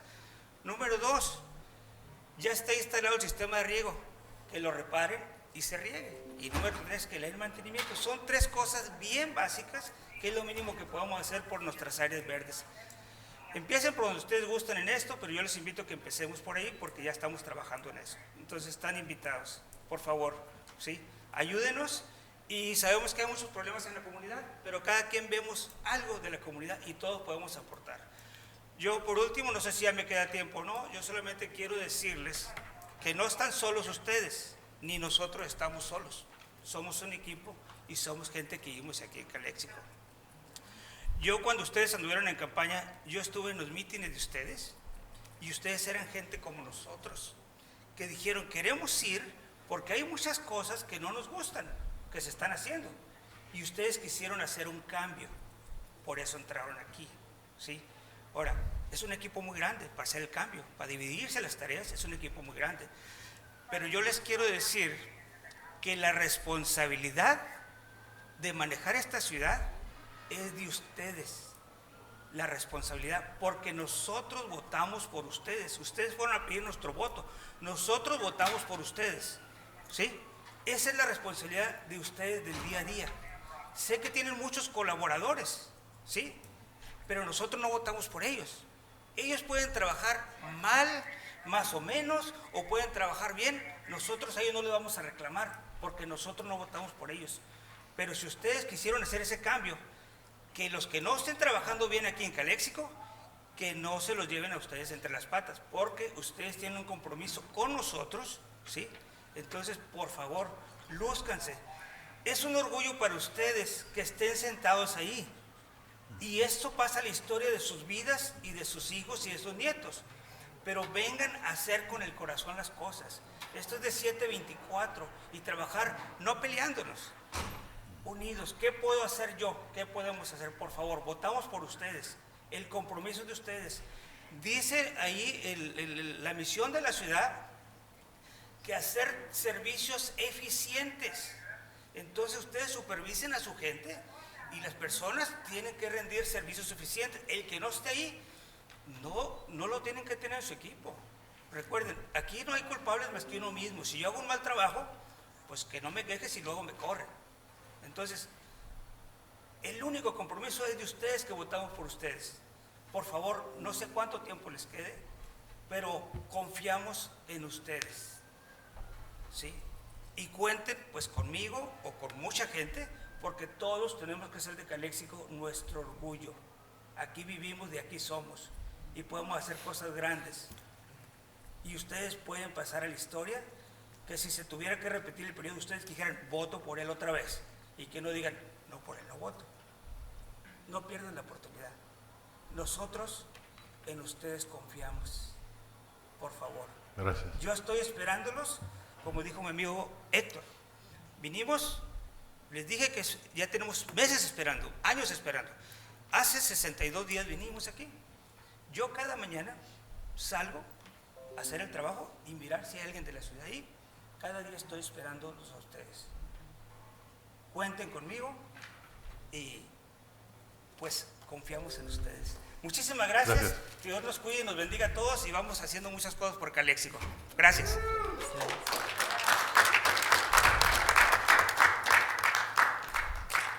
Oscar García.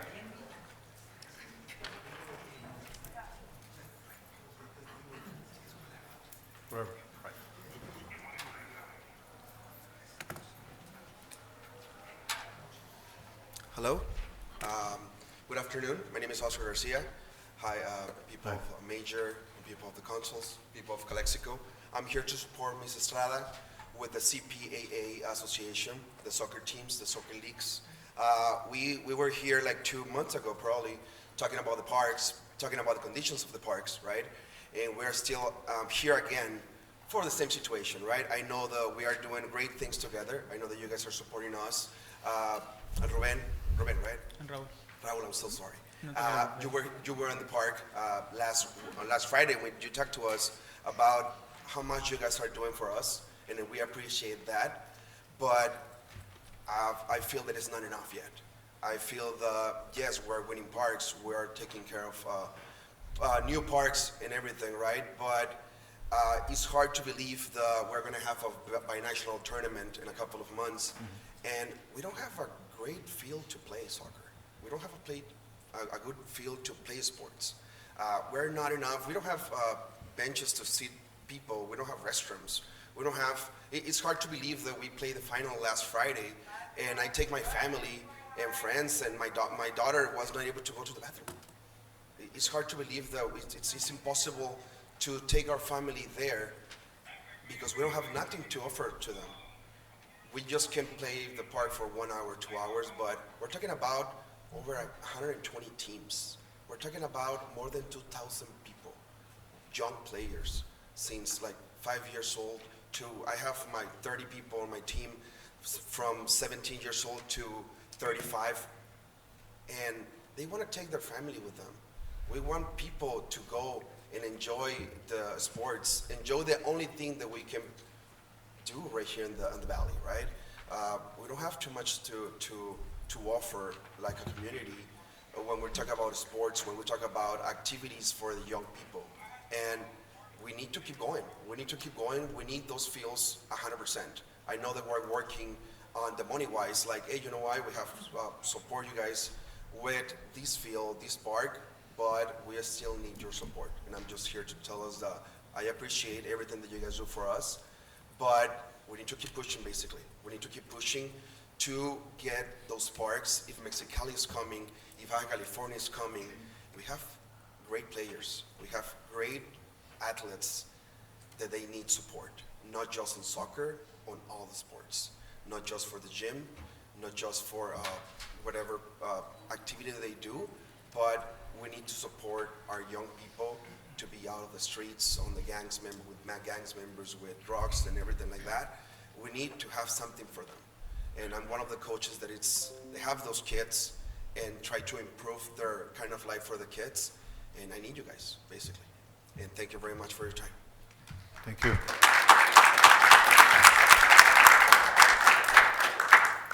Our next speaker is Oscar Palero.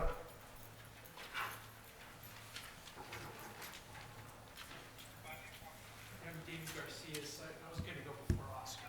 Oh, Oscar's right after. okay.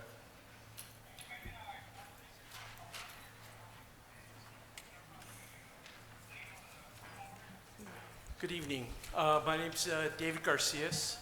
I represent SCIU Local 221 and the certified water operators. The certified water operators and the laboratory technicians make sure the water services for this community are collected, distributed, and that the wastewater is treated. They're a critical and essential job for the safety of our community. And without our services, the community would cease to function. Our operators have been short-staffed due to unfilled vacancies for many years and have been struggling with additional work shifts and unable to keep up with the water service operations. Sometimes we've even been dangerously low, sometimes below the minimum staffing levels. In the EPA audit in 2020, they determined that we were operating below minimum staffing, and they recommended the city hire more water treatment plant operators. We need a budget that fills these critical and essential vacancies to keep the operations working. This includes the chlorine gas disinfection system, which is highly dangerous toxic gas that could impact a 3-mile area of this region if it were to go wrong. We are the only city that has not made the switch over to liquid chlorine disinfection system, which is much safer and actually saves you money. It's more cost effective. The Enterprise Fund was created for emergencies like this, and it was meant to make sure that the water operations of this city were taken care of separate from the general fund of the budget. Now, currently we're in negotiations with the city, and we're asking for, equality in the employees groups. it's disheartening to find out that healthcare, which is for everyone a must, finding out that healthcare is not treated evenly amongst all the different employees of this city. Very unfair. And I represent many cities. And to find out that different groups have different benefits, it's not helpful. We need a cost of living adjustment that will help our members actually deal with the high rising cost of gas, groceries, and be able to help them support their own families in this city where they care so much about this city. And we're asking for competitive benefits and wages with other water operators throughout the county and throughout the region. The certified water operators and lab technicians need your support to keep our services operating safely.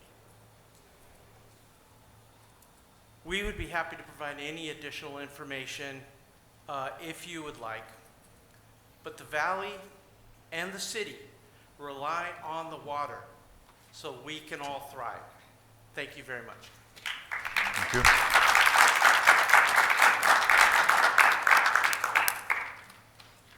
Our next speaker is David Garcia.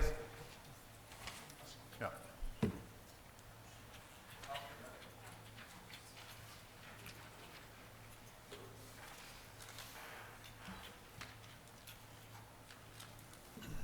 Good evening, council, community.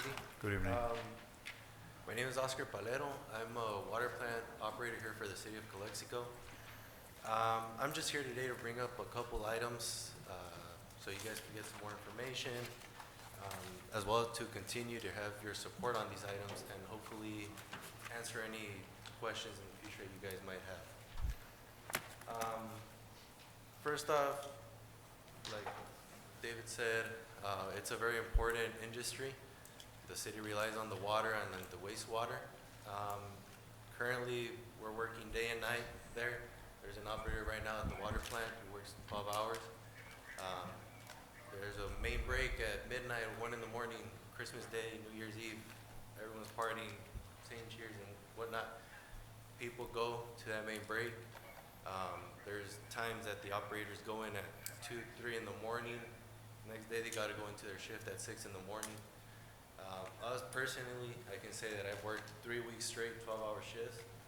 Many of us have done that. So there comes that issue that we are understaffed. We're asking for your support on that. Having these positions fulfilled as soon as possible is important because in this industry, as many others, it's not a simple go in 1-2 week training and you're ready. It's a minimum of 6 months, and if you're experienced already, to start familiarizing yourself with the system. Every system is different, none are alike. You can have 8, 10 years experience, you will still not know how to run the new system. Also, it is important to put these in the budget because they are critical and essential positions for the city. That audit that happened in 2020, we are still under the requirement or the recommendations that they gave us for staff force in the city. Another point is that equity in wages. There are surrounding cities in the county that are earning in certain positions 18 to 24% more than our cap here. And I say this because it is very difficult, especially in this industry, to get employees. Not many people are leaning towards this industry, and I believe it's important to compete with those cities so that whenever we need positions fulfilled, as we do right now, people can see a career or a future in the city of Calexico. Right now, that is very difficult. They're all leading up north to other cities that pay better, similar benefits, if not better. So we ask your support in that and in the negotiations to support us in being equal with other cities as well. I was not here to say this, but I do think it's important for the community to hear and the council as well. I can assure you that the water for the city of Calexico is completely safe to drink. It's completely safe to use. There's nothing wrong with it. Any concerns that any citizens have, they can go online and look at the CCR, the Consumer Confidence Report. All the chemicals that are used, the process, everything, it states there. They might have a certain taste that is due to the amount of water that we treat and the chemicals needed. But I can assure you, you can look at the numbers. There is transparency in everything. It is completely safe to drink. And any questions, all you gotta do is ask. There's information everywhere. Thank you, and we hope to have your continued support on all these matters. Thank you. Thank you.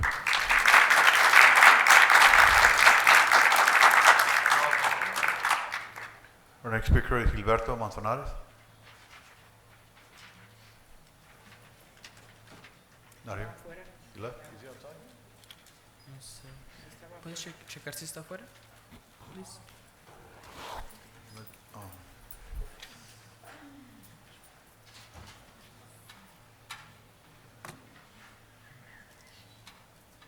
No.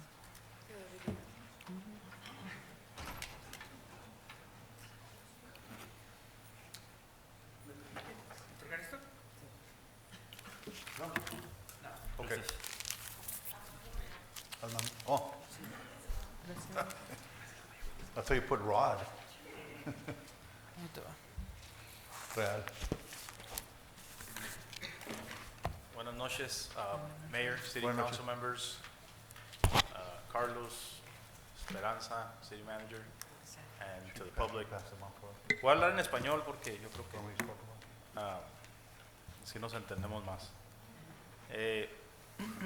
Primeramente, quiero decir que yo ya no vivo en Calexico, pero mis papás viven aquí todavía, mis hijos van a la escuela aquí todavía y me sentí, no iba a hablar especialmente con tanta gente que habló, no vamos a salir que hasta las 12 yo creo, pero dije, ¿sabes qué? Me sentí, tengo que decir algo.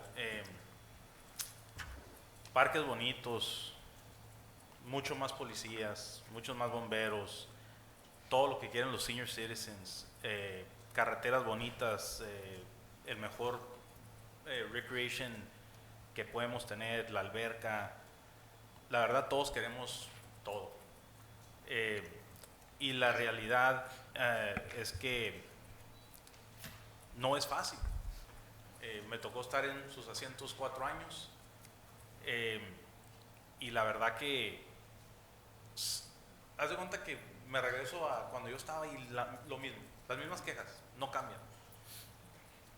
Se me hace que vine y dieron un reporte que no estoy seguro, tenemos 2 personas para parques, para todos los parques de Calexico o algo así. La verdad que da lástima la verdad, pero quiero que el pueblo sepa que a lo mejor quiero pensar que no estoy equivocado. Every single one of you, todos ustedes están aquí porque su corazón quiere lo mejor para Calexico. De veras lo creo, porque el estar ahí es aguantar. No lo están haciendo por los $500 al mes que les pagan, eso se les puedo decir, porque si sacan cuentas no es ni $1 por hora, o sea, ni al caso. Todos están ahí porque quieren lo mejor para Calexico, lo creo, y Esperanza igual. Yo sé que quieren lo mejor. Ahora, por más que investigamos este tema de que no hay fondos, no vamos a poder hacer nada sin fondos. ¿Qué pasa? ¿Por qué no entendemos? Y yo era comerciante aquí en la ciudad de Calexico. ¿Por qué no entendemos que el comercio es la única forma que vamos a salir de este hoyo? No hay otra forma. ¿Cómo nos dan fondos? Sí, puedes agarrar grants, el Estado te puede dar dinero, la federal te puede dar dinero, pero no es algo que los va a sostener 15, 20 años. You know you're a workforce tomorrow. You know. Tiene que ser negocio. Y quiero darles las gracias porque sí escucho que las cosas se están mejorando, se escucha, ¿sabes qué? Las cosas están mejorando, se están poniendo más al modo con el negociante y la verdad que eso es lo que tienen que hacer, porque es la única forma de recibir fondos para parques, para seniors, para todo lo que queremos que Calexico sea la ciudad más bonita. Ahora, ¿dónde está el Chamber of Commerce? ¿Dónde está? Hay ciudades, no hablo de otra ciudad, hay ciudades en San Diego, aquí en el Valle, que el Chamber of Commerce tiene una silla ahí arriba con ustedes. No está. ¿Dónde está el Economic Development de Calexico? No existe. No tienen la persona. ¿Quién está vendiendo la ciudad de Calexico al comercio? Nadie. La Peso Company tiene 20 años cerrada. No sé. La Forever 21 cerrada. Vas a la Imperial de Burger King, todo cerrado. La Big John, todo. ¿Dónde está la persona de Economic Development de Calexico que está yendo a lugares a tratar de conseguir el comercio que venga a Calexico? ¿Dónde está? No lo está. Entonces, es lo que yo miro, que la única forma de poder salir de este hoyo es empujar el comercio, Esperanza y los que están en planning tienen que seguir adelante. Hay negocios que quieren entrar. El otro día estaba aquí y estaba un señor que dijo que duró 2 años y medio para abrir un negocio donde está el Banco de América. 2 años y medio. ¿Qué dijo? Nos llevamos queríamos hacer más, pero nos vamos a ir al cajón porque una persona que va a invertir no quiere que le regresen su dinero en 2 años y medio, quiere que se lo regresen en 6 meses. Tienen que arreglar ese asunto para que ustedes puedan arreglar el asunto de los ciudadanos. No hay otra forma. Economic Development y el comercio. Gracias. Dios los bendiga. Gracias.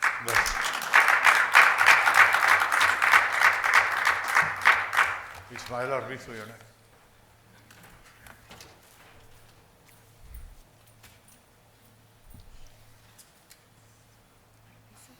Buenas noches, Council.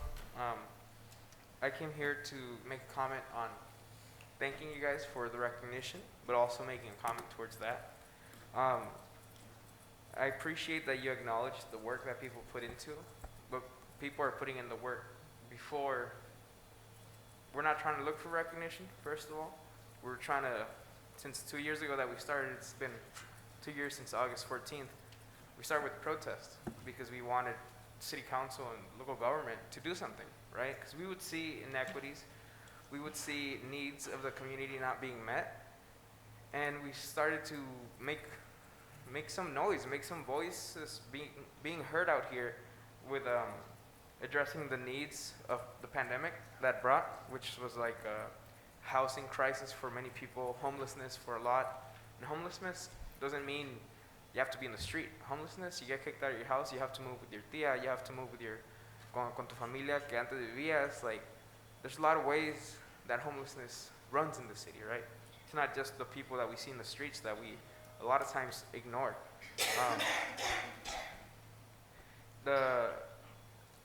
The rent is basically San Diego price. People leave Calexico to go to San Diego, and then they come back because they couldn't do San Diego, and then they realize Calexico is just like San Diego, but with less things. So I'm here to reiterate the things I've said for the last couple months and maybe 2 years now. We still don't have public restrooms. We still don't have public drinking fountains. We don't have a lot of amenities that the city should be able to provide like any other city in the U.S. You can go to Holtville, you can go to Imperial, you see a lot of nice things in the city. It feels like you're not in the same county even. Los estudiantes, the children and the parents of the soccer league de Carmen Estrada, they're gonna have a binational competition, and imagínate llegar de Chihuahua y que no haya baños donde vas a jugar. It's absurd. It's not fair. Not at all. Si un porta potty se puede poner en la ciudad, let's do it, you know? But I'm here to reiterate that we need cooling stations. I know the summer is getting a little bit to the end of it, but it's still hot. Many of us don't want to stay outside for more than an hour, even. Some people 30 minutes. And there's still people out there that stay outside all day, every day for the last 6 months, 2 years, 10 years maybe. So just water, restrooms, clean spaces for people to go in downtown. And that's a lot of things that the ARPA funds can give us. Because we approved, you guys approved the ARPA funds that will bring a lot of those benefits to the community. Y sí, está durante tiempo. I know Señora Esperanza is doing a lot right now. She has so many things to do, and she's getting things done. Like, this agenda was packed, and I'm so happy to see that.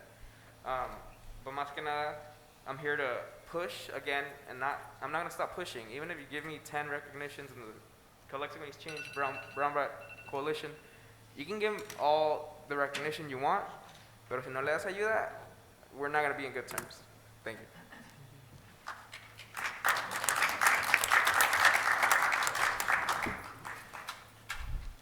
Okay, that ends our public comments. Anybody else? You got somebody? Okay. Public comment from Gustavo M. Gutierrez. I do not understand why some of the council members and county representatives continue to speak Spanish. And seriously, I do not understand why Ms. Romo willingly continues to speak Spanish when she had already been informed that English is the spoken language. I was under the impression that Ms. Romo was proficient in or fluent in English, especially having learned that she has obtained an executive master's degree in business administration from National University. I also wondered if classes at National University are being taught in both English and Spanish. I recently contacted the administration at National University San Diego, and I was informed that our classes are conducted in English, not in Spanish. And then if Ms. Romo actually attended National University in San Diego, how is speaking English during the council meetings a problem for her? Why does Ms. Romo continue to speak Spanish? And then I hear that some council members are insisting that Spanish be designated language that at every city council meetings. California's Proposition 63 declares that English is the official language of the state of California. In addition, based on Bilingual Services Act Government Code Section 7290, it provides that every local public agency serving a substantial number of non-English speaking people shall employ a sufficient number of qualified bilingual persons in public contact positions or as interpreters to assist those in such positions to ensure provision of information and services in the language of the non-English speaking person. Government Code Section 7291 also mandates that state and local agencies directly involved in the furnishing of information or rendering services to the public must employ a sufficient number of qualified bilingual persons in public contact positions to ensure the provision of information and services to the public in the language of the non- or limited English proficient people. Therefore, I would now bid the question, on what basis did the Calexico City Council members have to challenge the attempt to usurp the California Government Code and Proposition 63? In sum, Ms. Romo council members and city representatives should abide by the California legal regulations and stop any attempts to put themselves above the law. Gustavo Gutierrez, Calexico resident. Okay, thank you. We have now the city manager report. I'm going to try to make it quick. This last 2 weeks, we continue having conversations with California Environmental Protection Agency and the Department of Water Resources regarding the new river improvements project and the changes requested by DWR, and to be able to release the invitation for bids. Efforts with the air pollution and the Public Works Department has been made to initiate the alley improvements project that has been pending. Originally, this grant application in the amount of $3.3 million was submitted in 2020, was originally offered to the city in 2020. However, the required grant information was submitted until 2022, and the final executing contract in May 3rd, 22. So we have been informed by air pollution that we need to move forward really quick in order to save the grant because we're somehow delayed. So we're going to be working on that project soon.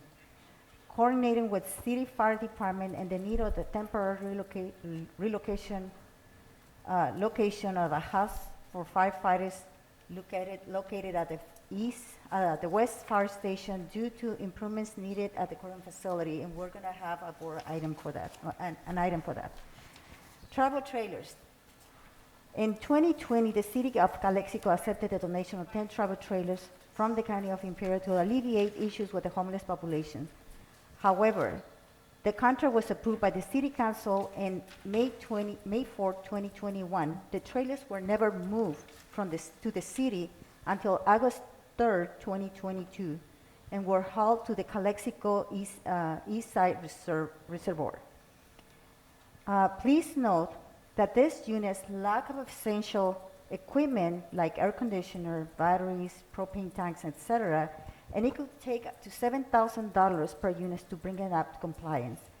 The trailers will remain at the location until we find the best solution for the use of these units. So all those comments on the newspaper, on the media, they're so wrong because we never said that we're going to put it in downtown. I just want to clarify that.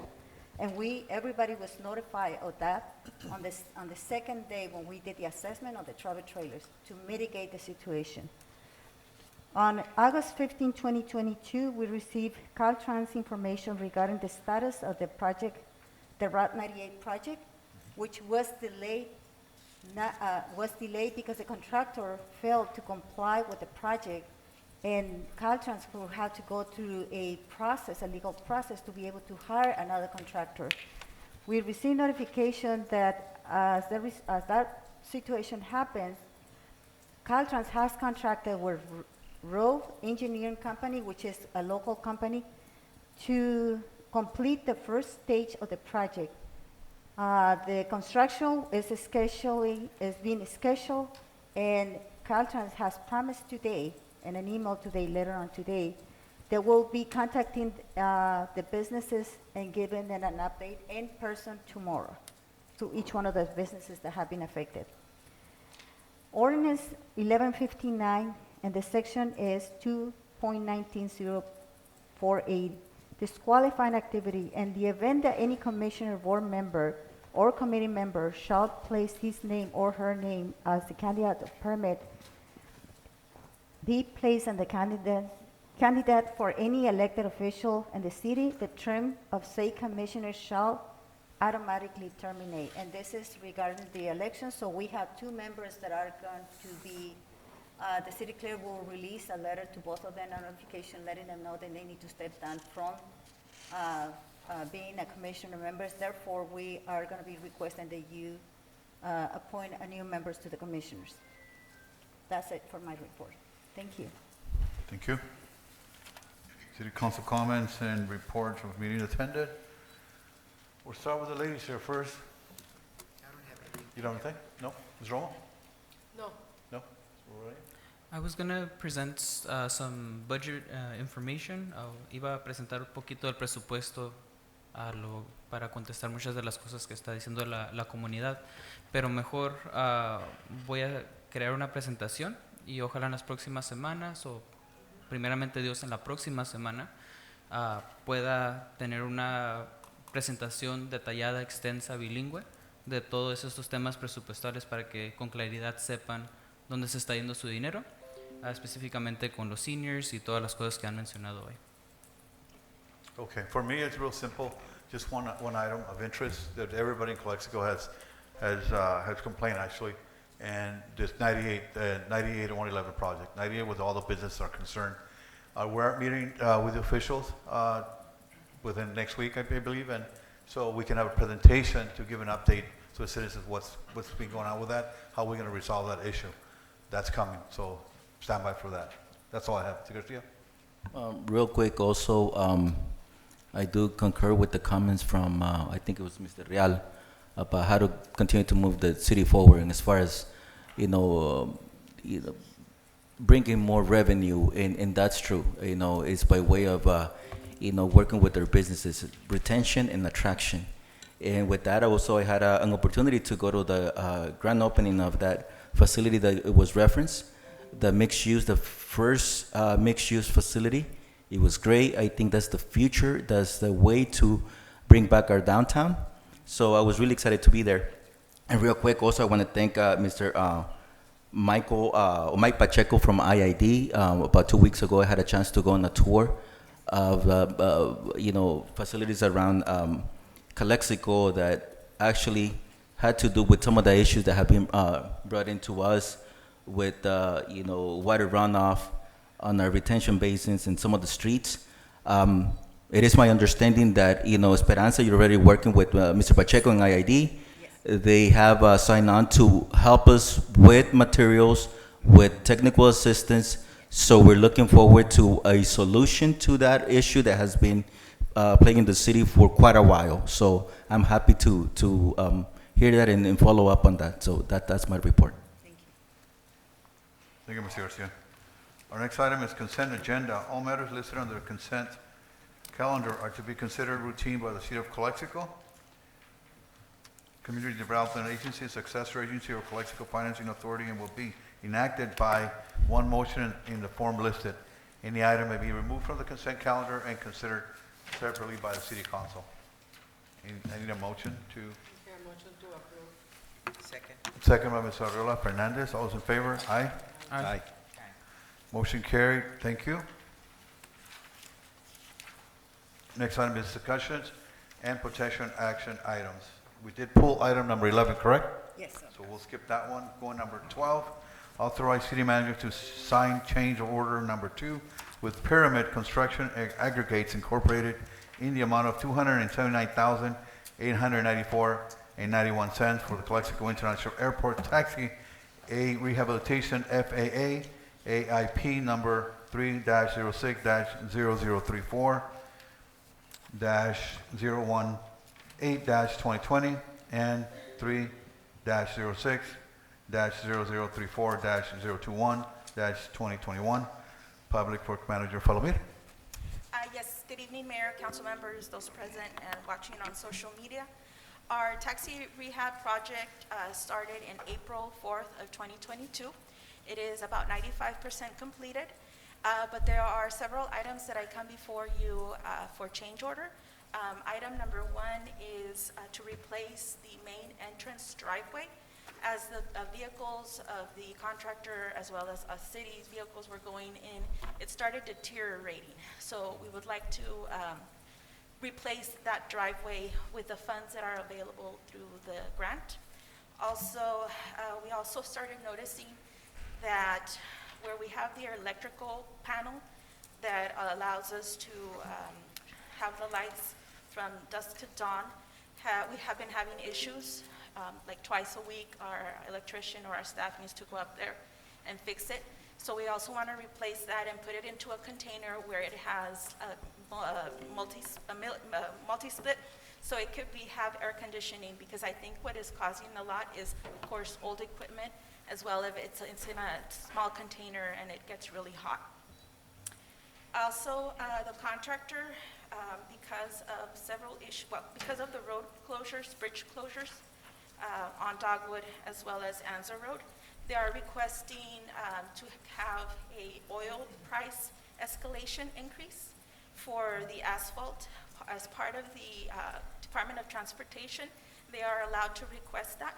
So our engineer who oversees the project viewed all their calculations and is also recommending to council, if you wish, to approve Pyramid's construction for that. The total project or the total funding that we received from the FAA is $4,212,000. As of right now, Pyramid Constructor's bid was at 3.1. We did have change order number 1 several months ago for $74,000. So if City Council approves this change order, which is $279,000, it will fall within the money that we currently have of the $4.2 million.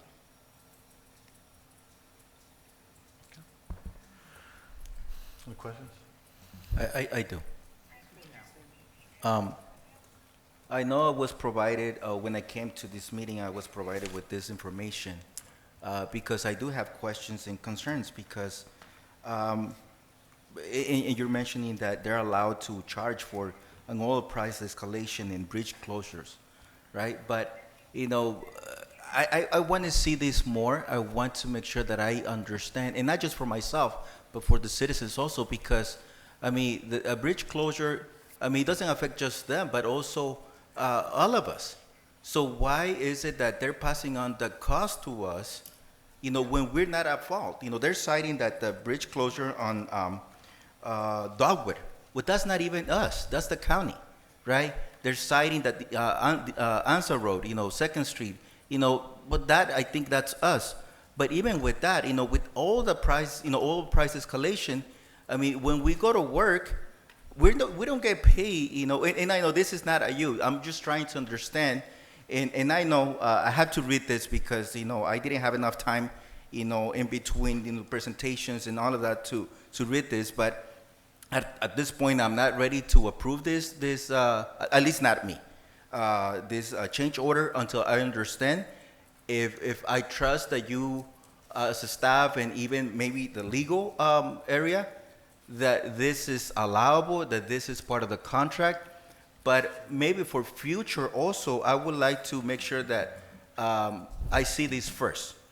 Because, I mean, I can't approve something like that because, passing on the cost of what is around us, what is happening to us, it's not just them.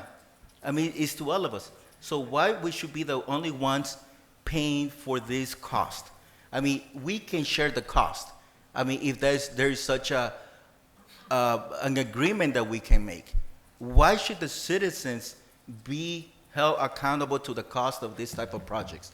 So I want to see also that in our proposal, if there's language when we go out to bid that will somehow address these issues. I know it's not you. I know this is part of doing business, but then again, this is not the first time that we're doing business with this company, and probably won't be the last. So taking at least half on this, from us, it can go a long way. I know there are a lot of improvements that need to be made to the airport. I don't know if the gate is going to be replaced. That needs to be replaced. Hopefully that is being replaced. But then also, if we're able to save some money, maybe we can do something inside, the terminal, to freshen it up, to spruce it up, do some painting. So the more that we're able to save, the more that we're going to put back into this type of project. So again, I'm not ready until I read this backup. So, but thank you, I appreciate it for providing the information. I feel the same. I think we do need to maybe put it for our next meeting because, it is, I agree with Mr. Garcia. Why should we pay for everything? I think we should either, is legal aware of it? I mean, do we have to pay this? I mean, can we go half? It's a lot of money that it's going to cost us for this. When actually it wasn't. Yeah, I'd have to look specifically at that. Yeah, I'd have to look specifically at those two items. What I would like to recommend, if council is not in agreement with all the 5 items, at least if council can approve item number 1 and 2, because those are the major needs that we need at the airport. And then maybe we can bring back item 3, 4, and 5, which is the oil price escalation. Yeah, I agree with that. When they mention oil price escalation in reference to a bridge closure, they're saying they're using more fuel to get to the location of the project. Of course, I mean that makes all the sense in the world. The pyramids, actually pyramids job site is right next to Dogwood. So when they submitted their proposal, their route was Dogwood, 98, Hammer Road, and Anza. But because Dogwood is closed and Anza Road, they're going all the way through 111 and then coming through Cesar Chavez and then 2nd Street. It's still a good question about liability. What percentage of the project do these oil price change orders consist of? There's like 150. What's the total project? It is 2% increase, 1% increase. Well, I think it was a 2%. If we can just go ahead, I'm sorry, I didn't mean to, if we can just go ahead and approve those 2 items, come back. At least I don't want you to be trying to, come up with numbers. So I want to see the real numbers. I want to see the true impact. I mean, we're talking about, 15,000, 116,000, 1,162. So it's quite a bit, and I think it includes that and other things. So if we can separate that also, and maybe go back and say, hey, can we share this cost? Yeah. Can we somehow? But anyway, so. Yeah, we don't need to make up numbers. I mean, they're right in front of us. $120,000, that's 25% of the contingency, which the contingency is there specifically for things like this. So it's a very small fraction of the contingency, and in a microfraction of the $3 million price tag on this. So I think it's nitpicking. You've said before, sometimes the value of time is worth more to make the projects move faster as opposed to analyzing them. I don't know why we're now slowing things down to analyze such a small amount relative. So do you want to go slow on this one, or do you want to go fast on this No, one? it's not that I'm sorry, but it's not that I want to go slow. I just want to make sure that we analyze this, right? And I think it's not nitpicking because, I mean, you also pull some items from the budget that we still have to bring back. So, and I respect that. So I'm also trying to make sure that even if it is, you know, a couple of $1,000s, I want to make sure that, you know, we recoup, or at least that we set a precedent that, you know, we're going to be looking at this. So again, my question, just so we can see if, you know, what the value of time and analyzing this is, if we table this, it would be back in 1 month, right? September 14th? Yeah, I think staff's recommendation, since there are concerns, was to move with items number 1 and 2 under the change order, which deal with the immediate needs, and then bring back at a future meeting the 3, 4, and 5. That would have heated the whole project. Dealing with oil escalation. Excuse me. What is the recommendation of staff on this? To approve all of it, or? My recommendation is to approve the 5 items, but after hearing Mr. Garcia, the other option is, that I also recommend, is just do 1 and 2 at this moment, so I can bring back item 3, 4, 5, as per Mr. My question is, okay, so the next meeting is on September 14th. If we wait, how much do we delay the project? Exactly 1 month, or, you know, ¿cómo se dice? What's the delay? There wouldn't be any delays Okay. on item 3, 4, and 5. That makes sense. Because, yeah. Okay, then I'll, you know, go ahead. What we can offer to Mr. Camilo's comments Sí. is to identify the mileage, original mileage stipulated on the contract, Sí. calculate it, and then compare it to the new mileage and see if the difference is a valid difference. And I think that's what you want, right? That's reasonable. yeah, but not just that. I just want to make sure that we look at our contracts, right? Yes. Because, you know, I've seen change orders that come to us, and most of the time, any issues that they encounter, meaning developers, they usually just bring it back to us, and where we have to pay the entire amount. I have yet to see where they say, you know what, let's share the cost.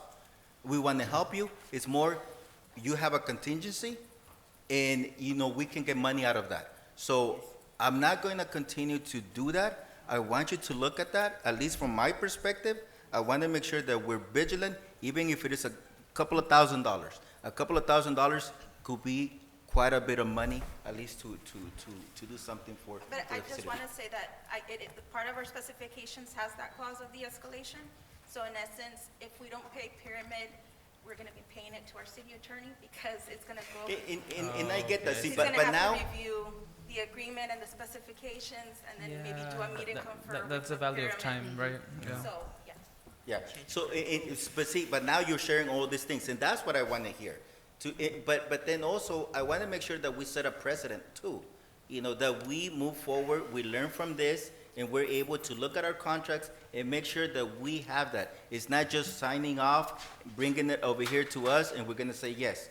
I'm not going to do that. So, but, you know, again, you know, I already stated, someone made a motion or hasn't made a motion, and, you know, so I made a motion to approve the 2 items and bring back the rest of, that you suggested, Ms. Falomir, and bring back the rest of the items with explanation. I agree. I second it. I have a question. What's that? Ms. Colio, Yes. do you feel safe signing the change of order? Yes or no? Meaning to table it, the 3, No. 4, and 5? You, The signing the change order? yeah, No, no? no. Because we have very little time to review them. Right. So I would rather go with Mr. Camilo's recommendation and ensure that we review the contract and that we analyze the numbers and the mileage and everything, and that we can make a better decision. Okay. So for the only question I have for everything, every time we have change orders, I've always said this. Why the change order not happen in the first place? Because we don't have the right person, right? We don't have an in-house. We don't have it, that, It's been 4 years. and we're gonna go like without this forever until we solve the problem. We shouldn't be going through all this back and forth. I mean, That's why we have briefings, first of all. But then second of all, who's actually advising us, the experts on, who are certified to all this? That's why we have this issue. And we're going to keep having on until we fire that right person. So Yeah. we're gonna go and do the analysis and we're gonna consult Right. with an engineer just to bring it back for your consideration.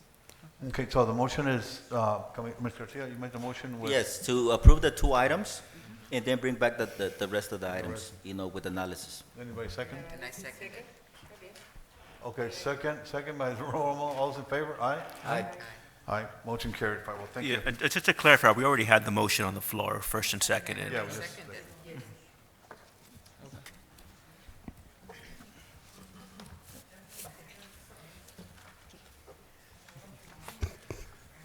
Item 13, authorize city manager to file notice of completion for Calexico River Parkway Project Phase 1B, federal project number 8PLUL-5168, parentheses 015, parentheses.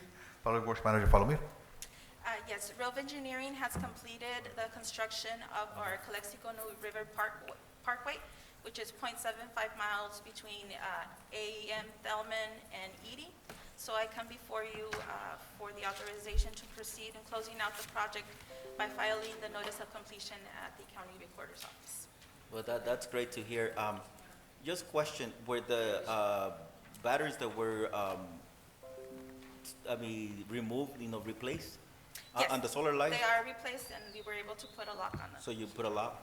How about, I saw that there was an issue when some of the fire engines went to put out a fire on the river bottom, that there was actually, they had done already some asphalt work, and when one of the engines went in, it kind of like just, I don't know if it cracked or just, there was some issue with the asphalt, and I think they were going to build an entrance that it was strong enough for them to have access, meaning the firefighters or the fire engines to have access, but it be somehow reinforced, because I would really dislike to see a firing engine going in, well, they have to go if there's an emergency, of course, but, this is a great, project, but, we have to make sure that we keep it, and that we do the upkeep and is ready to handle any type of, emergency. So I don't know if there was such thing done.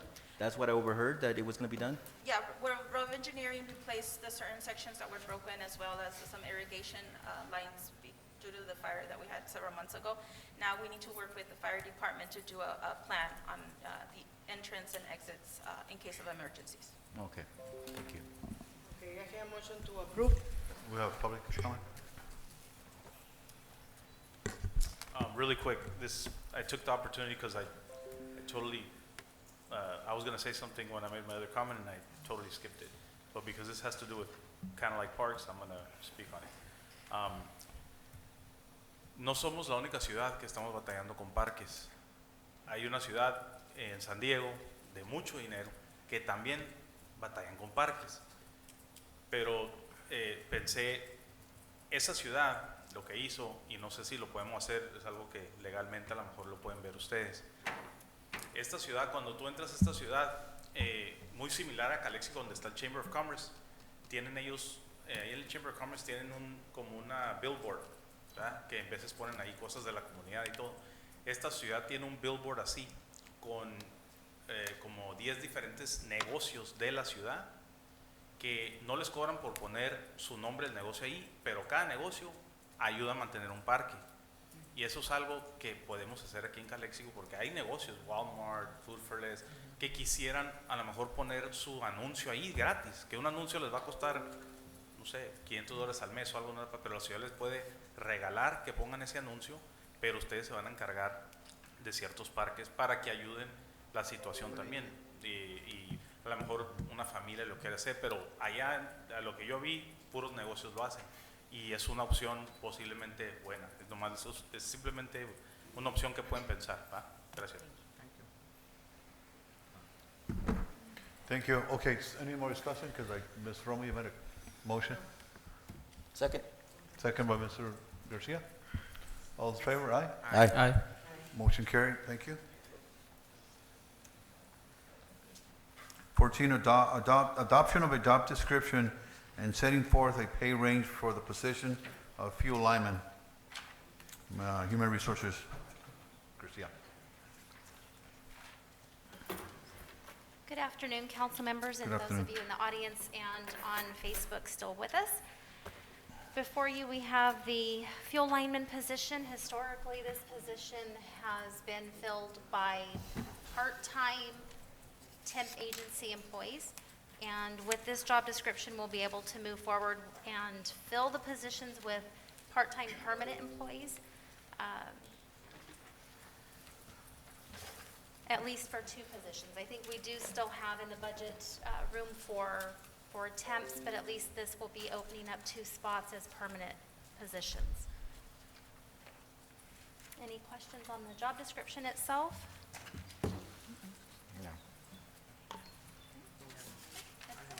No? We need it. No questions, no? It's something that's needed. Yes. Okay. Move Make a on. motion to approve. Motion made by Ms. Viola Fernandez to approve. Anybody second that? I need a second. I think she did. You want to second it? Ms. Romo seconded. All in favor? Aye? Aye. Motion carried. Thank you. Thank you. Thank you, Denise. Approval to reschedule City Council meeting of September 7, 2022 to Wednesday, September 14, 2022. Mr. Mayor, we're on 15, right? Yeah. Yeah, go ready, Unless anybody has an objection, I would like to... Put them all together? Yeah, make a motion to approve 15 to 18, unless anybody has an objection. Las cartas. So 15 through 18. Yes. Unless Okay. anybody has an objection, would like to discuss. I just have a question on a couple of items. Which ones? That they're on the letters. On the letters? All Yes. of them? Una, dos? No, a couple of letters, the ones that, on the REAP, the Oh. 2 REAP. Okay. Brief. Okay, so then we'll just go one by one. Okay, 16, 17. So Okay. mejor nos esperamos. I'll withdraw my motion. So we can No, I mean, you don't have to, I just need Oh, to you ask just need to questions. touch Yeah, some points. yeah. Okay. So, Esperanza, on these 2 letters, so this is part of the SURF, the Community Economic Resiliency Fund? Yes. So what's our, I get the stake of the city in this, providing these letters? Are we going to be also part of this grant? Is the city just providing this letter as letter of support? Are we participants of this? Because it is my understanding that this is to go after a $5 million grant for planning grant. But are we potentially recipients if in case any of this awarding, or these agencies that ask for this letter get awarded the grant, are we gonna, get some funding, or what's our participation in this besides, the letter? So the agency, both agencies, the 2 letters submitted, one from SBDC and the other letter from Comité Cívico del Valle, submitted the request on the same day that the application was due. So we had to react immediately. The offer on the table from those agencies were that we will be part of the plan to design a plan for bring benefits to the community as well. Every city and Imperial County has been supporting the applications. In this case, both applications arrived in the afternoon, and so rather than picking one over the other, the city mayor decided that it would be better to be supported to both of them, rather than missing the opportunity to be on the table on the planning side. We're not going to receive the fund directly. The agencies, the nonprofit organizations will be receiving the funding, but we will have a seat on the table when the plan begins the design. So that's essentially So the just role to that be we're able gonna to play. participate in the conversations. Yes. Regardless of who gets this, Exactly. this grant, whether it's Comité or SBDC through That is correct. whoever, I think it's Bear Valley Community So Foundation. basically, we're shooting to all the decks to see which one we get. Okay, thank you. You had another one, right? Just No, it was for both because Okay. it's the same, grant, so it's just 2 different agencies. Yes. Okay, so the motion was to approve item 15 to 18? I think you jumped one. Number 15. Sí, no, 15 de 18. No, we already. Estamos haciendo 15 de Oh, okay, 15 de okay. 18. Right. So who makes the motion? I'll make the motion. Second. Second. Okay, all those in favor? Aye? Aye. Motion carried, thank you. Item 19, appointment to the Economic Development Financial Authority Advisory Commission by Mayor Pro Tem Ureña. There was a total of 1 application for economic development, and that is Mr. Benjamin Horton Jr. You're officially hereby appointed to the Economic Development Oh, there Commission. you go. He's right here. Congratulations. Aquí está. Congratulations. Thank you, welcome. Felicidades. Okay, and then we have the last item was the emergency item we requested. Yes, sir. So on Monday, August the 15th, late in the afternoon, our fire chief, who just came back from a fire, and made me aware, notify us that there are serious plumbing issues in the facility, which is the west side station fire station number 2. And I'm gonna allow him to kind of like explain the situation and the efforts that we made to request this last minute item. Chief. All right, good evening, Honorable City Council, Good and for evening, the Chief. individuals that are still here, thank you for being present today. Unfortunately, today's emergency item is in regards to Station 2. I can speak that all of you guys have been to Station 2, and we've seen the situations over there. Yesterday morning, when staff was beginning their shift, they noticed that there was some of the carpet was wet. As they proceeded further into the station, they realized that there was more water than what they can obviously clean up themselves. We called Public Works. Public Works went over there to see if they can help with the leak, only to find out that this was seepage from our gray water system coming up through the drainage system within the fire station. It would be the washroom, the floors, the drains. So obviously, this compiled with all of our other issues that we have at Station 2, it makes it very unsafe, it's uninhabitable at this point. We wanted to make sure that we decrease our liability on claims that could come because of this, mold. We want to make sure that we're protecting our employees and giving them a good working condition. So the decision was made to vacate the station and bring crews and equipment to Station 1 for the time being until we can come up with some kind of plan. The services for the west side of the community are still being held, but there is a slight delay just in driving time from this side of the station to the other side of the city. For the citizens, if they're watching, just be aware that we will provide the service. You're still getting the service that you deserve, and that we're working on a plan. And part of the plan that we're at is this emergency item that our city manager has brought to your attention. And just to give you an idea, this is how important it is for our city to provide services to the west side. As you may know, we have a railroad tracks that divides the city in 2 sections. If the railroad tracks, I receive notification that they run from 5 to 8 a.m. and from 3 to 6 p.m. What this means is that we can potentially have an issue that the train is in the middle of the road and the fire department is not unable to cross the bridge at that point. So our recommendation is to house a temporary mobile home in the parking area of the fire station. Technically, the building will be shut down, but not the apparatus area. So they will still have access to the apparatus area, meaning living in the mobile home, temporary mobile home. Chief Avila was able to get us a quote, and for the rent for 1 year is $16,744, and the movement, the placement, and the removal is another $8,000 and $60,000, total for $41,000 the first year.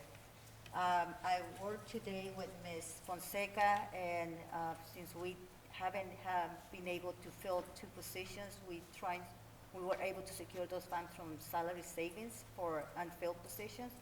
So we feel comfortable that we can proceed and create this opportunity for our residents' safety. So my recommendation is to allow me to work with the fire department and bring that facility as soon as possible so that we can continue the services immediately. Excuse me, and how long is this gonna take? Excuse me? How long is it gonna take, and where, could you give the street again? Mr. Costa. So, the question you're asking is how long will it take us to get the trailers? Yes. So that, just Get the speaking with trailer the, and the exact location. okay, so we're gonna still remain at the 900 Grant Street. Okay, so the idea is, since we have a big parking lot in the back, is to put a modular trailer in the back that houses 3 rooms, showers, kitchen, you know. Same property. Yes, on the same property, yes. And we're using the existing fire station as a garage only, just to park the fire trucks, that way they're still protected and they're safe and maintained in there. So as far as a time frame, depending on what your guys' decision is tonight, we would obviously start first thing tomorrow morning and trying to secure these trailers. I just want to make note one thing. I'm a true believer of procurement process, fair procurement process. The estimate on the table is just an estimate. Yes. My request will be to allow me to not to exceed amount, and then get 2 or 3 quotes and go for the lowest quote so that we can bring that mobile home in place and be available for them. Yeah, because if you read our city procurement process, there is obviously the 3 bids, right? That's in the ideal situation. But there is a portion, if it's during emergencies, we can bypass that. But what we still want to do is make sure that we're being transparent, and we're still going to try to get 3. That way we get the best deal for the group. So Chief, real quick, that's a short-term solution. What's a long-term solution for your Station 2 over there? Obviously, a building, right? Right. So I'll probably let the city manager speak on behalf of the plan for this, please. Now, before we go that. Oh, just want to say, if we, any authority we do give, we want to specify the amount of not to exceed authority to the city manager. That way it's clear her contracting authority after she receives 3 bids on that. So you're at 41,000 and change one, what, 50? 50,000. 50,000? Not to exceed. And we'll do all procurement process and every details and any delays or whatever, we'll let you know immediately. If I could make Or higher. a request that maybe we move that up to 60,000. And the reason I'm saying this is 'cause remember, we do have utilities that we're going to have to connect into the city system. The IID, we're going to have to bring power to the trailer like that. So if we could just have a little bigger cushion, would probably be appropriate. And just bear with us because we were able to get this quote more or less to give us an idea about our number, and we were running late today just to get it. Right. Yeah, Okay. we had a couple of hours. We had one company that was able to reach out. Thank you, Ms. Falame, for sending us that information. I appreciate it. So, if I may, so yeah, we can set a cap, but I don't want that to be also something that is going to stop you for this. Actually, it is an emergency. And yes, we want to go through the procurement process, but this is not a normal situation. This is an emergency. So I'm really concerned about, of course, the staff, that the firefighters not having, living quarters and where they can be also, but then also the citizens. So I know that you guys have that covered. I appreciate that, right? But before we go on that, just question, Chief, on that. What happens on the morning when you have the traffic from, say the schools, right? Or the train, so if you have a call, I mean, how are you going to be able to? Or there are usually certain hours where you have that big traffic. How are you like addressing the city that? manager mentioned, obviously she gave you the railroad track information, right? But we also have the schools that are going to be starting up here soon. Correct. So we're going to have a lot of traffic.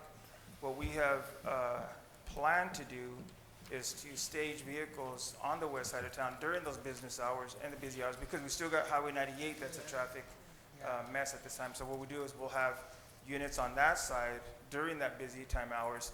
After that, come back over here and obviously just keep an eye on the traffic That's good.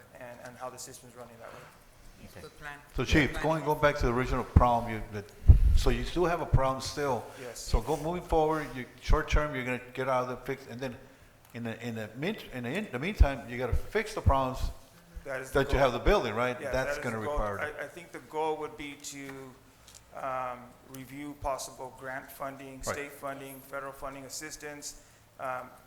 Yes, that's the main goal, is to obviously either rehabilitate that station or demolish and bring up a new one. Obviously, those are long-term goals. But remember, this has been happening since 2015. Right. And we're finally taking action on it. Okay. And I want to assure you that actually this Friday, we have a meeting with the state to go over the approaches that we're taking and the Right. steps that we're taking towards resolving the pending issues, so that we have the opportunity to apply for funds. My previous experiences with the county and fire station, and I'm a true believer that security is the one main thing, the most important thing for the residents. So we're gonna be looking into funding. Okay. Okay. Well, I make a motion to approve. Motion by Ms. Aroca. And to clarify approve. the amount is not to exceed 30,000, 60,000. 60,000? Yes. 60. Not to exceed 60,000. Okay, 60. And, Yeah. Anybody second it? Second. Second by Ms. Garcia. All those in favor, aye? Aye. Okay, motion carried. Yeah, I Thank you. appreciate it, and I just Yep. want to leave with the one thing again, is to remember that the community on the west side, you still are protected. We'll still be ready, available for you. The 911 system has not changed. You still call 911 and you still will receive services. Thank you. Thank you. Okay, now, future agenda items. I'll start because I have plenty. Obviously, I just said that we're going to give the update by next city council meeting, the update of 98. yes. We'll bring the, what? We did. Yeah, we skipped the Miscellaneous. library. Oh, we skipped the library. Oh, that's right, I'm sorry. Approve. Approve. Oh, sorry about that, Liz. Just giving a report. That's an information item. Go ahead, you're next. No, just approve.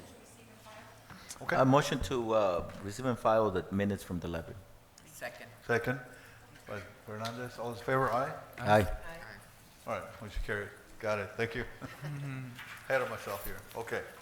Future agenda items, I have a few. Obviously, we're gonna get together with the state officials, we'll come back next city council member, and we'll give a presentation as what's happening, right? And what's the update on that? Caridad Sanchez was that person representative. Also, Ms. Romo brought that up through an email through us of a concern about, because of all the mess, we all know what's going on. So I thank her for that, and I did respond to that we're gonna have this meeting, potentially have a meeting. But even a special meeting, can we have a special meeting? You Yeah, wanna- so, and that's my next request, if you allow me to, I would like to request a special meeting, either not this coming week, but the following week. Instead of waiting? We have two items, and we also want to address some concerns that we have Okay. for the other items, so that will be an opportunity if you allow me to. Or perhaps, yeah, we can include that and Yes, instead of so, waiting. actually, Caltrans in their email, they mentioned being available on September the 1st. Yeah. So I would like respectfully to request that day as a special Okay. meeting. Could you please provide me like a time? You want to have it at 5 o'clock, 6 o'clock? Oh, I don't know. I think I will have class. Como se dice, I can be back by 5, for sure. 5? I'm open anytime, I know. 5? Is everybody in agreement at 5? What date is that? It's a Thursday, Thursday, September the 1st, because that's the date that. September the 1st? Yes. I'm not too sure yet. I would have to get back to you on that. Okay, so pending determining the time, we can maybe schedule, because that's the date that Caltrans provided us as the availability to be making a full presentation. If it is, it would have to be in the evening, Okay, Okay. sounds good. the Well, latest possible. okay, so it's to be determined, but September the 1st, Okay. special meeting. Thank you. Okay. Also, I also want to get, I know Ms. Carmen Durazo, there's a $5,000 check that we agreed that, for her project there. And I know she tried to get into this agenda, but for some reason, her accountant wasn't available, and long story short, we want to put that also in consideration. I know Mrs. Romo is also working with her about that book, right? Okay. We will include that one. Right, okay. Thank you. Rockwell project Huh? in the Rockwell project también. Included on that one? Okay. Okay. So we also have the binational that you requested also with the soccer pal that we mentioned earlier. And we also want to put that in agenda, potentially, I know she's been very involved with that. And if she wants to volunteer to represent the city on that capacity, I would certainly entertain that motion. I didn't understand. What is it you need? That you want? Remember they spoke to them about binational committee for the soccer. Bring that up. And also, I'd like to see the contract we have for the garbage pickup here in Calexico. The company that we have. I know there's a stipulation. The contract fee was 40 grand in it, to hire a person to help us with cleaning downtown, I think it was. And I know Mr. Peña was the one time had volunteered, and he went through the process, and he eventually he didn't want the job. So maybe we could hire 2 people out of that with that amount. Certainly downtown can clean the alleys, the sidewalks on that. And also, last is, I know I've been working with Mr. Campos on the binational health commission with Mexicali. We have spoke to with the mayor down there, working to some kind of letter of agreement, so we can have her come over here and sign that agreement. Or we have to go to Mexicali. We can always go with that too. I know Mr. Campos is working on that, and have something by next meeting. Okay, that's all I have. Anybody else? I just want to bring up something that reminded me of the chamber. Again, I think that's something that we need to revisit. We were in conversations at one point. Meaning staff. I think the city manager, and I think there was also a proposal for some sort of collaboration, but not just collaboration, but a marquee type of thing. Kind of like to the example that we were, given earlier, where that could be used again to generate revenue, and whatever we can do to help our businesses. And I think the chamber it's really key to advocate and to make sure that we have someone at least helping us out, sell our city, do part of the economic development or whatever they need to do with us. So since we don't have an economic development person here, at least we can start there, and we can have at least our information available for whoever wants to come and build and invest in our city. Would you like them to Excuse come me, and do we make need to contact Mrs. Luna, and for the Luna. runs that's running the chamber right now? Yes, I Maybe will- we could contact her and have some type of meeting with her, or Yes. she'll give us some type of Well- report. And then bring her for maybe an update or Yeah. Well, whatever. reach out to her, do what you Yes. need to do on that, and see what's the plan, or where they find themselves right now, Okay. and how we can probably assist and make sure they get up and running as soon as possible, because we're missing out big time on opportunities. So Understood. thank you. Okay, understood. Thank you. Anyone else? Okay, need a motion to adjourn? Motion to adjourn. Motion to adjourn by Garcia, Romo, second. All those in favor, aye? Aye. Okay, motion carried.